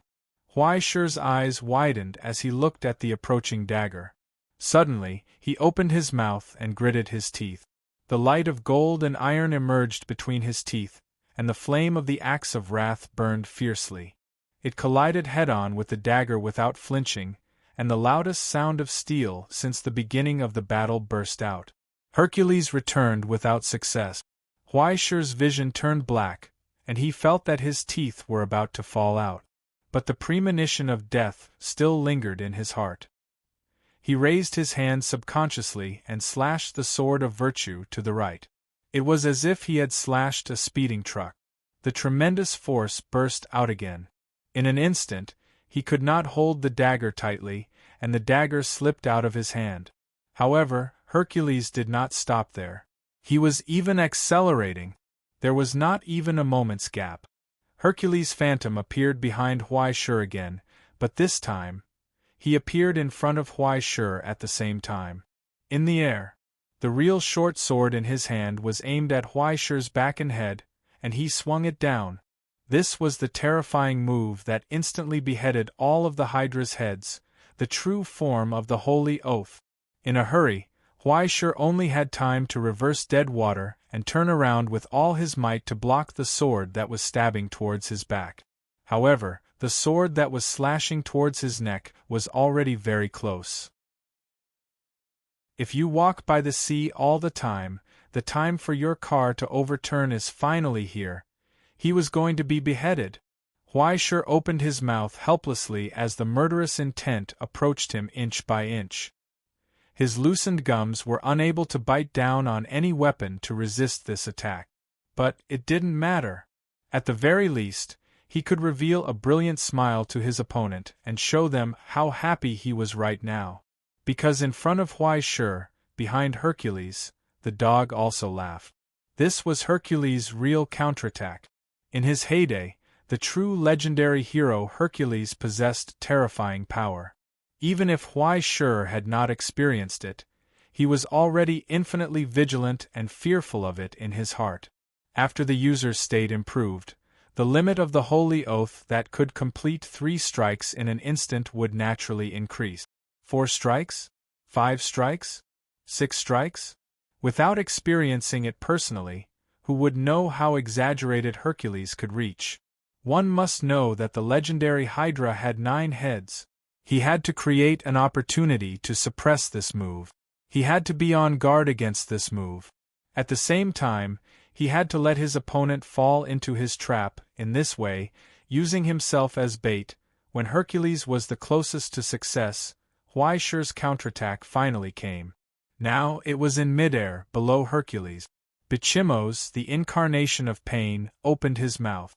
Flames that were above the temperature of the furnace lit up from his throat, and a stream of molten steel gushed out. Ignoring that Huai Shi was also within the attack range, the molten steel vapor turned into a sweeping stream of molten steel at a terrifyingly high temperature, rapidly expanding and spreading, completely covering the entire area. For Huai Shi it was like a cool breeze. Using the same source to transform the steam of steel into source, and at the same time, using the casting furnace to reduce the high temperature in it, it was like supplementing mana in disguise. But for Hercules, it was no different from a white phosphorus incendiary bomb dropped by a fighter jet, or even worse. After Huai Shi's modification, the composition of the metal vapor was completely different.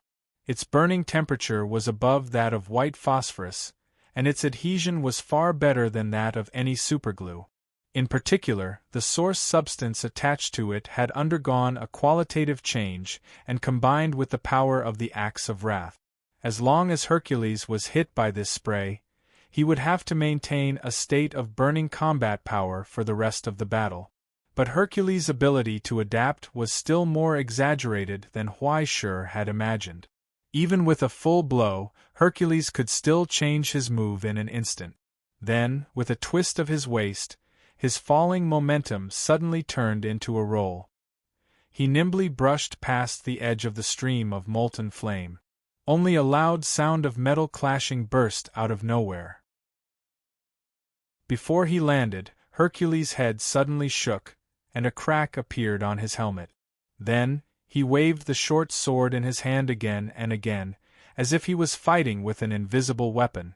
He almost fell to the ground.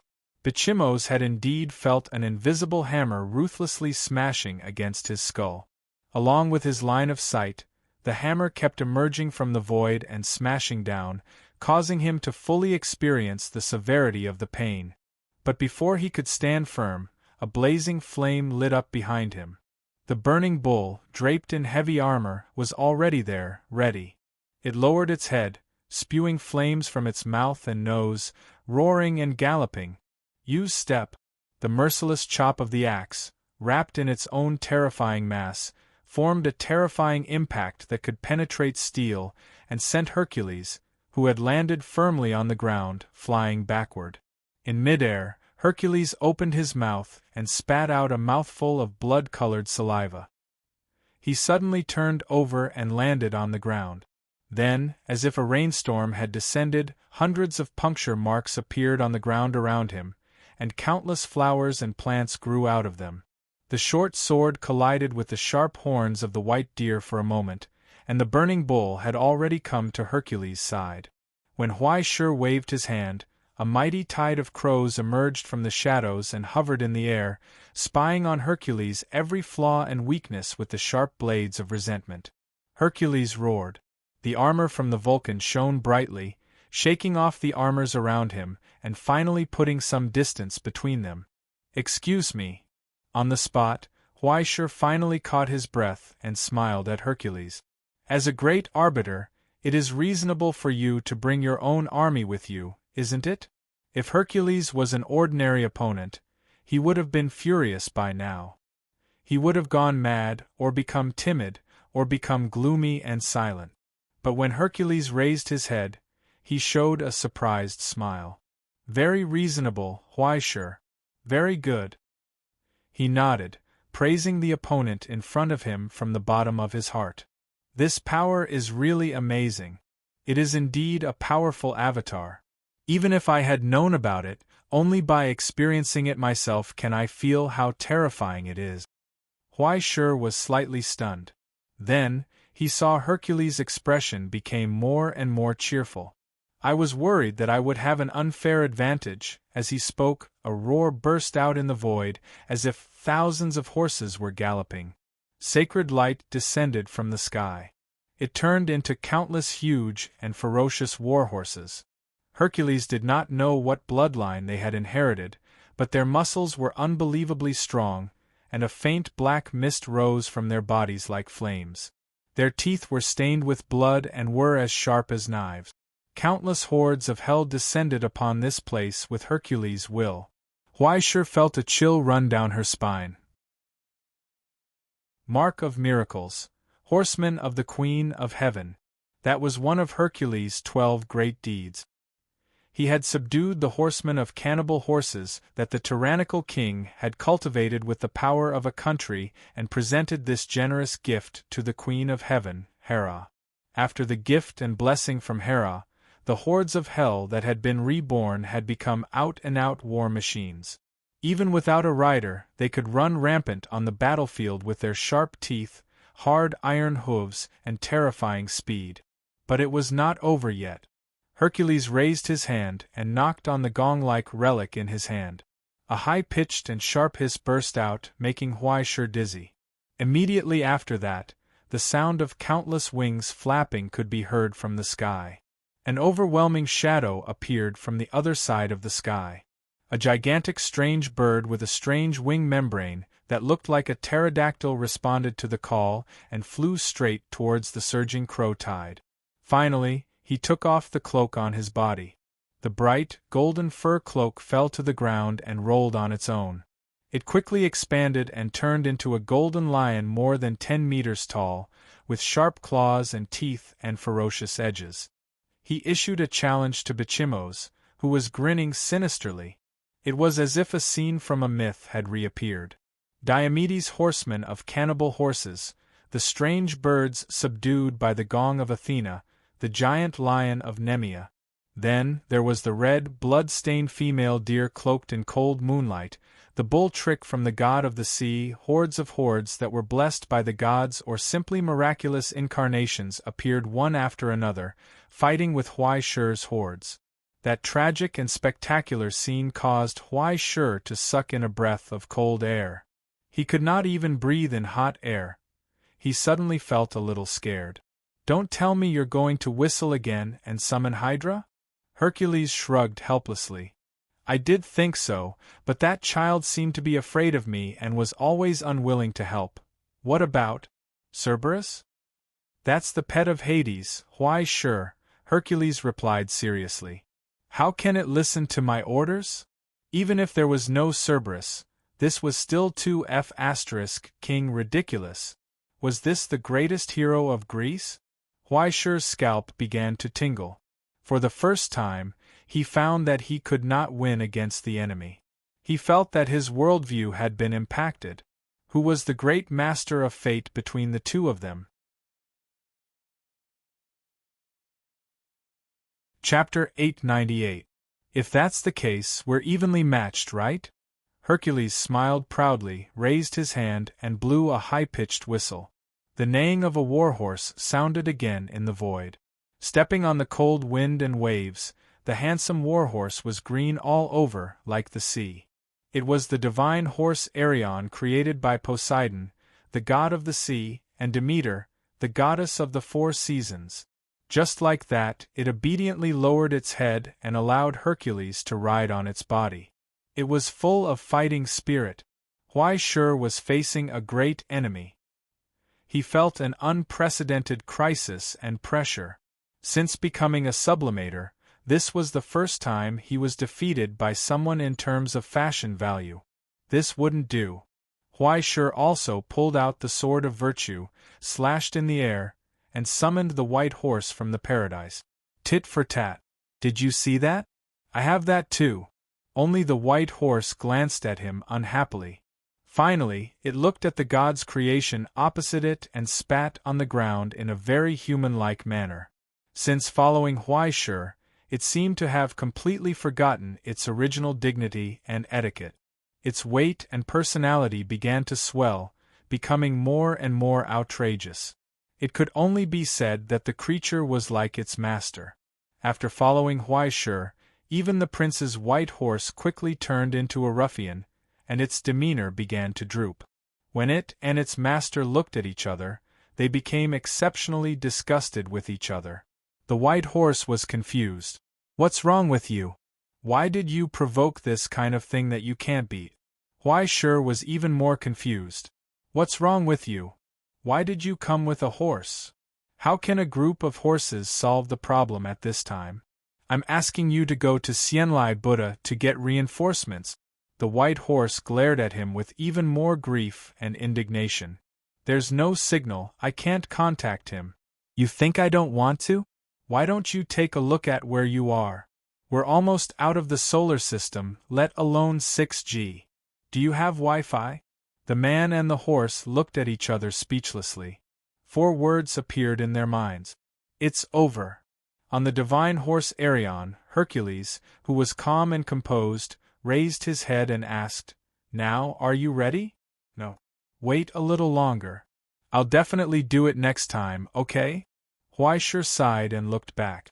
She thought for a moment, then asked seriously, "What's the matter?"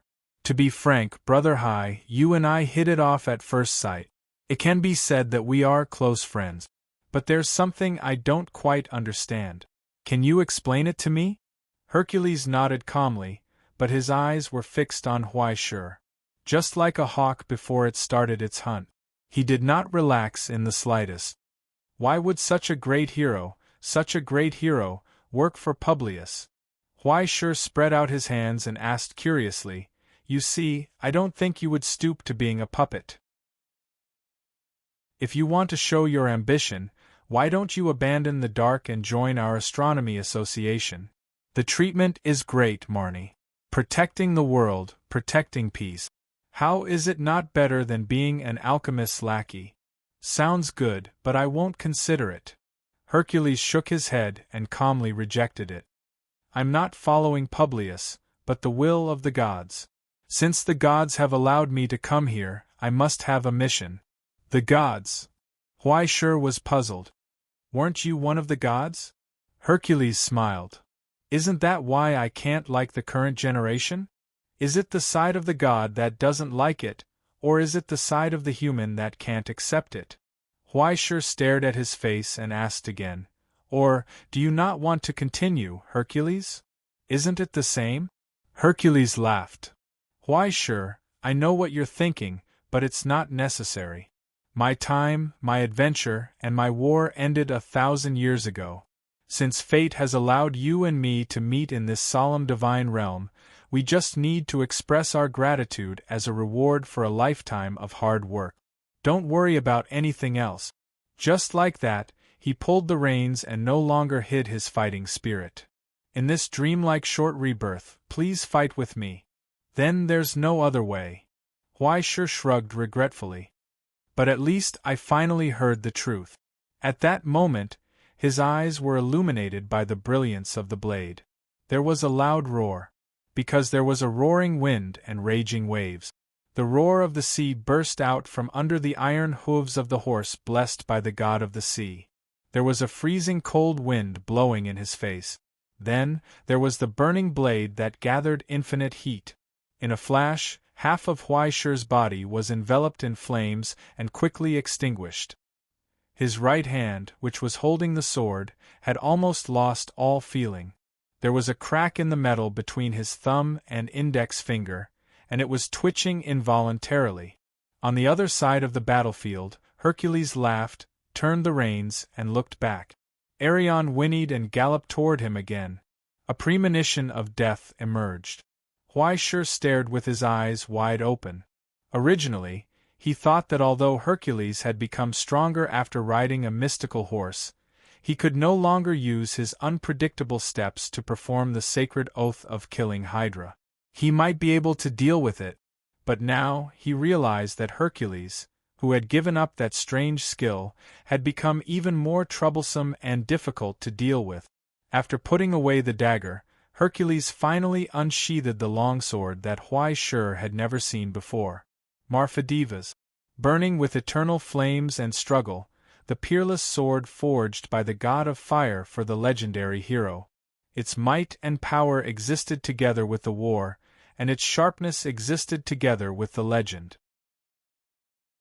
Countless divine weapons were forged in later generations because of the legend it left behind, just like how many heroes looked up to the back of Hercules. It was a miracle that was engraved in history together with Hercules. The legendary hero's proof of invincibility. Come on, warrior! Hercules laughed heroically, stirring up the monstrous waves, spurring the warhorse and the torrent, slashing down the blade of the sword and colliding with the burning axe. Huaishur's vision turned black, and he felt a violent shock in his soul. A crack appeared on the axe of wrath. Was this the second supreme? Sacred oath, devastation. No, it should be the third, because he had already experienced the second one. This kind of panic and heavy premonition that kept emerging in his heart, and even the screams and roars of the premonition of death, from the all-around suppression of his opponent, even his soul began to panic. He was suppressed by such a heroic posture. From the bottom of his heart, he feared his opponent and felt that he could not win. Sacred oath, divine destruction. How despicable, Hercules! Huaishur sighed, dodging the slash of the Vulcan's sword, only to see a crack extending from where he was to the distance. Hey, what kind of man is a spiritual attack? Ha ha, sorry, I can't say that I'm a noble person, and the battlefield is not a place to talk about morality. Since the war has already started, as long as I can win, I will use any dishonorable means. Arion neighed and stood up. Hercules smiled without shame and shouted, come on, warrior of the new generation, let us fight fair and square, by fair means or foul. Huaishur could not help but laugh. What should I say now? He thought for a moment and said seriously, if that's the case, then I don't have to pretend to be a gentleman. At that moment, the door of the ultimate opened behind him. Eternal darkness and countless nightmares spewed out along with despair, pain, resentment, anger, and sorrow. When the shadow of the burning banner appeared, everything was shrouded in the domain of Great Sea Ming. The formless hell forged by the furnace had descended. The sonorous cries of supreme, symphonic mastery burst forth from here. The charging of the divine horse Arion paused for a moment, the torrent was covered by darkness, and the support of the wind of 4 seasons disappeared without a trace. It was temporarily suppressed. On the other hand, Huaishur, who was on the white horse, galloped over. Once again, they passed by each other. Sparks flew. Hercules sheathed his sword and took off the longbow on his back. The arrows that were soaked in Hydra's poisonous blood were blocked by Huaishur's dead water pistol. The deadly poison fell into the shadows and disappeared without a trace, leaving only clusters of pure white iris flowers blooming. In the midst of the deadly poison, the legendary hero's expression did not change. His smile was still bright and cheerful, galloping in the darkness of despair, the sword of flame in his hand shining brightly. This insignificant resentment could not stop his pace, and the anger from the enemy would only make him stronger. The arrival of adversity only served to further boost his fighting spirit. This was the 4th supreme that was condensed from absolute confidence and absolute bravery after countless battles. Holy oath, undefeatable! The Vulcan's sword crashed down, and once again, it defeated the projection of the spear in Huaishur's hand. This time, the divine horse actually stopped in place without any warning, turned back, and charged towards Huai Shi again without any buffering or charging, as if it was playing with the entire space under its feet. The white horse widened its eyes and charged forward, not to be outdone. Ignoring the torrent that cut its body and the frost that spread on its wounds, the white horse opened its mouth and bit at Arion. The incarnation of the sword of virtue whinnied, asking the guy on its back to give it more strength. "Show me the backbone of a prince of paradise, you bastard!" Huai Shi roared. Clenching the hammer of pain with both hands, Huai Shi and the Vulcan's sword once again smashed together. The supreme symphony collected all the remaining sounds in the surroundings. The power of resonance and resonance erupted from Huai Shi's hands, colliding with the infinite power from Hercules. The light in Hercules' eyes was even brighter. Riding on Arion, it once again pulled away, preparing for the next attack. But this time, Huai Shi actually chased after it. Without any warning, the darkness under Arion's hooves suddenly boiled. The giant python that had been dormant for a long time shot out, entangling it.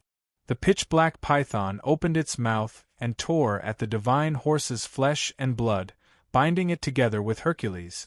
This is Hercules' eyes widened in shock. He did not expect this. The rope of sorrow. This was the trump card that Huai Shi had been hiding in the dark for a long time. The rope of sorrow. The axe of wrath turned around, drawing a fierce arc in the air, and chopping down at Hercules' head. At this critical moment, Hercules suddenly took a deep breath and roared. A red glow appeared under his bronze skin, and he forcibly tore open a gap in the giant python's shackles. Such restraint was indeed terrifying, but it was not Laocoon here. The Vulcan's sword blocked the axe of wrath. At that moment, he heard Huai Shi shouting with all his might, "Beelzebub!" Chapter 899. With Huai Shi's shout, the village of Dusk in the distance shook violently. The armor in the middle of the tower of the Eternal Frost Core fell off. Countless complicated machinery extended from it and quickly expanded, turning into the familiar silhouette of a pistol that Huai Shi was very familiar with. Super small judgment organ, arm-it. There was no need to predict or aim. Osiris, who had been waiting for a long time, had already locked onto Hercules. At this moment, when Huai Shi gave the order, 6 bullets were fired in a row. The green light of judgment instantly crossed a long distance and shrouded all the vital parts of Hercules. Huai Shi grinned proudly. What did it mean that no matter how strong one's kung fu was, it could not defeat a Westerner? Wait a minute? He was dumbfounded. Because in the entanglement of the shackles, Hercules opened up a new gap, raised his shield, and blocked the forelight of judgment. The rest was also blocked by the armor forged by Vulcan. Only 2 cracks and depressions were left. But then, Hercules heard the sound of wind breaking through the air. It was Huai Shi. On the white horse, the young opponent propped himself up in exasperation, squatted on the saddle, and flew toward him.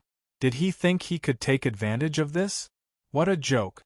Even though he was bound, and his arms could no longer react, he was not without the slightest resistance. Ignoring the piercing of the pike of compassion, Hercules raised his head and smashed it at the young man in front of him. The blade of the pike penetrated the arm in front of his throat, leaving a strong poison that went deep into the bone marrow. Meanwhile, Hercules's head had smashed into Huai Shi's chest. It was like being hit by a cannonball. Huai Shi was sent flying backward. It was too rash, too radical a tactic, and turned this blow into a gamble. Now, he was in midair, and there was no way to escape. With all his strength, Hercules forcibly tore off the chains binding his body amidst the hissing of the giant python. He raised his hand, opened the copper jar at his waist smoothly, and pulled out a killing move that could determine the outcome of the battle. The head of Medusa. Within a range of 2 to 10 meters, there was no space to dodge. This was also the range where the curse was the most powerful. As long as one was stared at by the eyes of this legendary monster, even he would freeze for a moment. Victory and defeat had been decided. Then, in that instant, he discovered that he had been petrified. The solidified gray color quickly spread over his body, and in his hand, the coquettish head with long viper hair was actually facing him. That gorgeous face was sneering at him, mocking the legendary hero's carelessness when, just a moment ago, or perhaps it was even earlier than that. When Huaishur found that Hercules had become his enemy, he began to think about how to defeat this legendary hero, just as the resurrected legend was patiently collecting information about him. This was Huaishur's greatest advantage. As an existence who had left his illustrious name in history, everything about him had long been recorded in history. Countless secrets could also be seen at a glance in the database of the Astronomical Association. Through searching the offline content, Huaishur knew everything like the back of his hand. 12 great achievements, the blessings of the gods, all kinds of terrible moves and skills, and even all kinds of weapons and trump cards. He was prepared for all of them. But among them, what he feared the most was not the Vulcan's sword, nor was it the terrible swordsmanship that had once killed the Hydra in an instant. It was the existence of the head of Medusa. In the myths and legends of Greece, this was simply a bug-like weapon. The moment one was stared at by the pair of cursed eyes, no matter what kind of holy beast or powerful enemy the enemy was, they would be petrified by endless resentment. The weak ones would be directly turned into stone, and the strong ones would be even more tragic. When fighting with such an opponent, even a moment of delay would be the end of him. Even if Huaishur had extremely high resistance to all curses, he did not dare to bet on whether he could be immune. He had to be prepared. But he did not have any weapons gifted by the gods, nor did he have any equipment related to mirrors. If he simply made an ordinary mirror, he would probably be pierced by the eyes in an instant. Therefore, he had to be careful from the beginning to prevent the opponent from using this kind of attack. He had to keep a distance, ensure that he had the ability to react at any time, and ensure that the opponent did not have time to use this kind of power. Otherwise, once he was controlled, the outcome would be worrying. Therefore, the moment when the self-sacrificing attack did not work, Huaishur did not feel despair or fear. Instead, it was a flash of inspiration that even amazed himself. The binding of the rope of sorrow, Beelzebub's attack, the slashing of the axe of wrath, the piercing of the spear of compassion, even the hurricane that came from the gallop and the roar that came from the distance. Huaishur's attack and changes.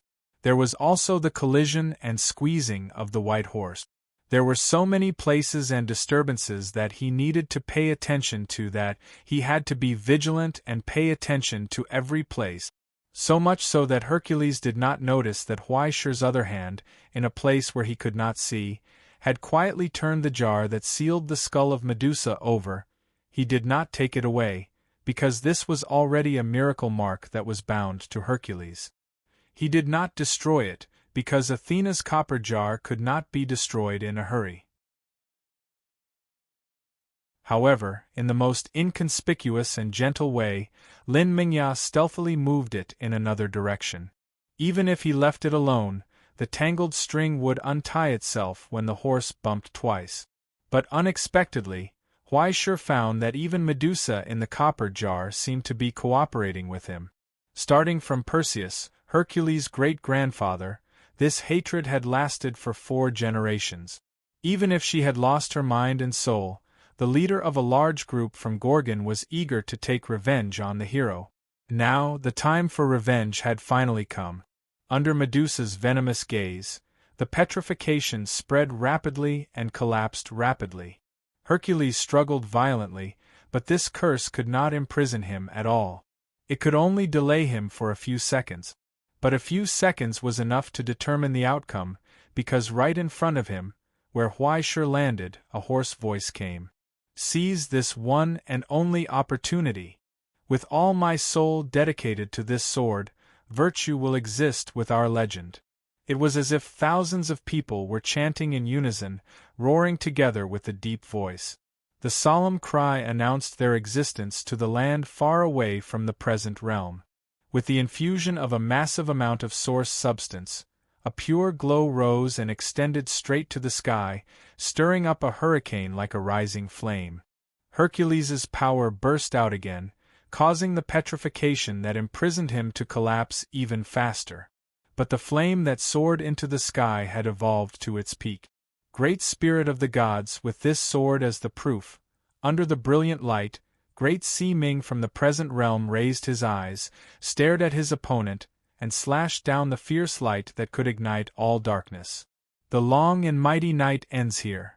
With Huai Shi's summon, the surging brilliance gathered and raged, completely engulfing the figure on the mystical horse. Amid the light and flames, Arion's tragic screech came. Soon, it evaporated into thin air. But then, another figure staggered out from the blazing light.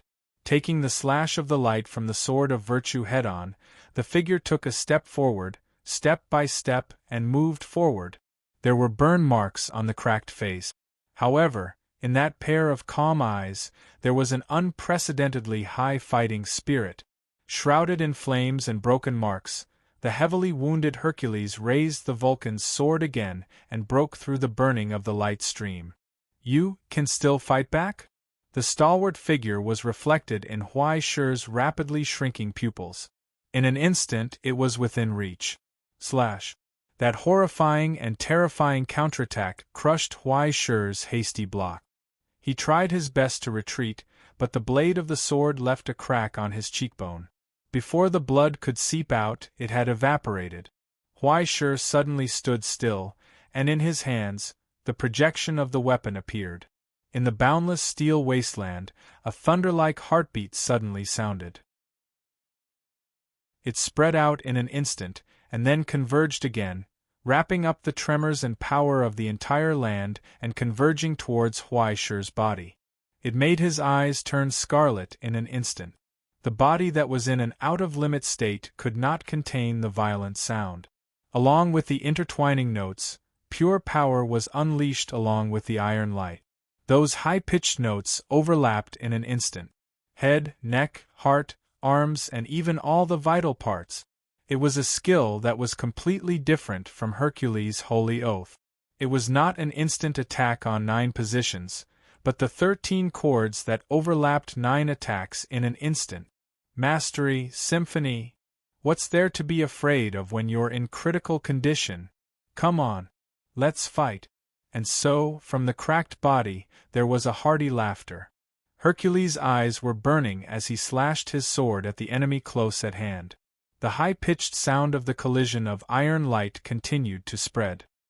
He let the insignificant steel slash on his body, pushing his broken body further to destruction. The Vulcan's sword moved forward with irresistible force. It pierced Huai Shi's chest. At that moment, Huai Shi acted as if nothing had happened. She gripped the falling passing water tightly, aimed the sharp tip at Hercules' heart, and thrust it out. They collided, and blood spurted out from Hercules' heart, dyeing dead water red. Hercules' eyes widened in confusion. He leaned on Huai Shi's shoulder and lowered his head, but he could not see the Vulcan's sword piercing out from Huai Shi's back. In front of Huai Shi's chest, under the torn clothes, the door to the ultimate opened silently. In the middle of his chest, Huai Shi was familiar with the place. It swallowed the sword of raging flame. When Huai Shi pulled back, the sword of raging flame reappeared from the darkness of the ultimate. Until now, the raging flames and heat burst out from the ultimate, causing blood to ooze out of Huai Shi's mouth and nose, and he coughed violently. Black smoke and sparks were spat out from his mouth. The remaining flesh of the beast of eternal life began to expand rapidly and invaded Huai Shi's body, but it could not shake his soul.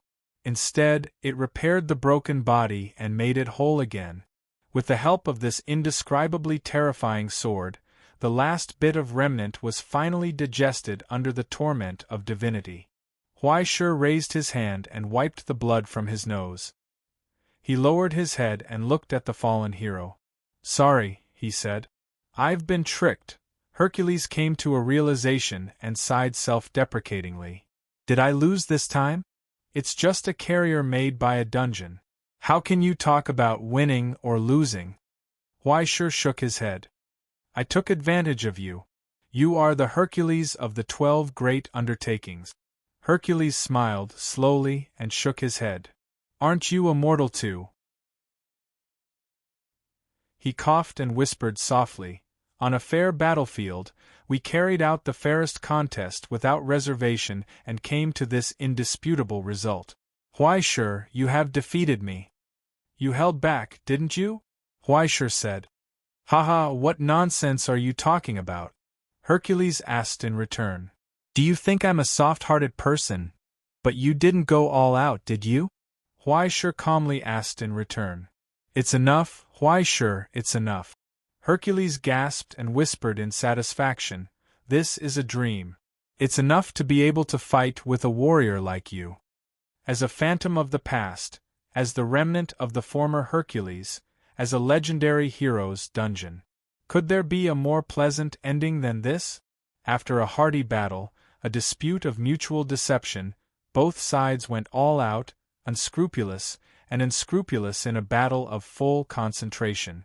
In this lonely boat in the vast space, for a moment, he actually felt that he was alive.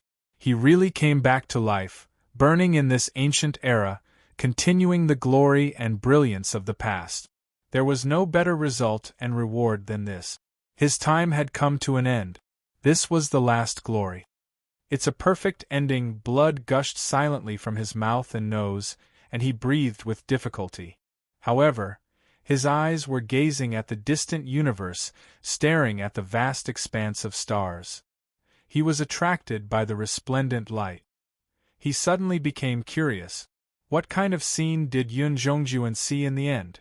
Was the world in Yun Zhongjuan's eyes different from the one in his memory? What is the world without God? I'm so curious, Huaishur. No matter what, I can't understand. He was full of puzzlement and muttered to himself, Aren't you afraid? No. Huaishur shook his head and answered seriously, Even if there are only people, we can continue to go on. Yes, even if the stars were extinguished, even if the earth dried up, even if everything familiar was gradually annihilated. The world was still running, so there must be people who could survive. It didn't matter if there was no guidance or companionship. People were creatures who would get used to being alone. As long as there was hope. Because there will be a future, Huaishur replied seriously. Is that so? Hercules smiled, and a glimmer of longing appeared in his eyes. I really want to see the future that you have created and gone to. There must be a good result for you, right? So, don't admit defeat, future warriors. He sincerely wished. Just like that, he slowly closed his eyes. His breath was cut off.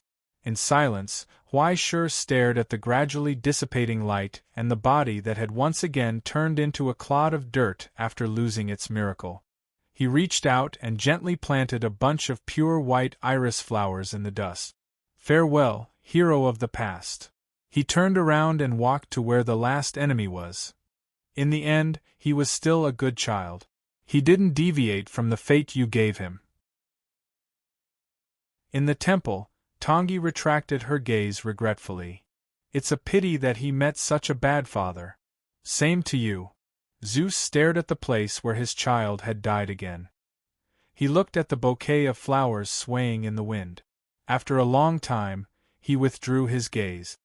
Your contractor is also not bad, he said. Isn't he also following the fate that you have bestowed upon him and walking towards destruction? It's not the same. Tangi smiled. His fate belongs to him. No matter how beautiful a big sister like me is, I won't easily interfere. Even if I interfere or not at this moment, will the outcome be different? Zeus put down the wine glass that had already been emptied, sighed softly, and looked at the phantom in the distance. It's already over.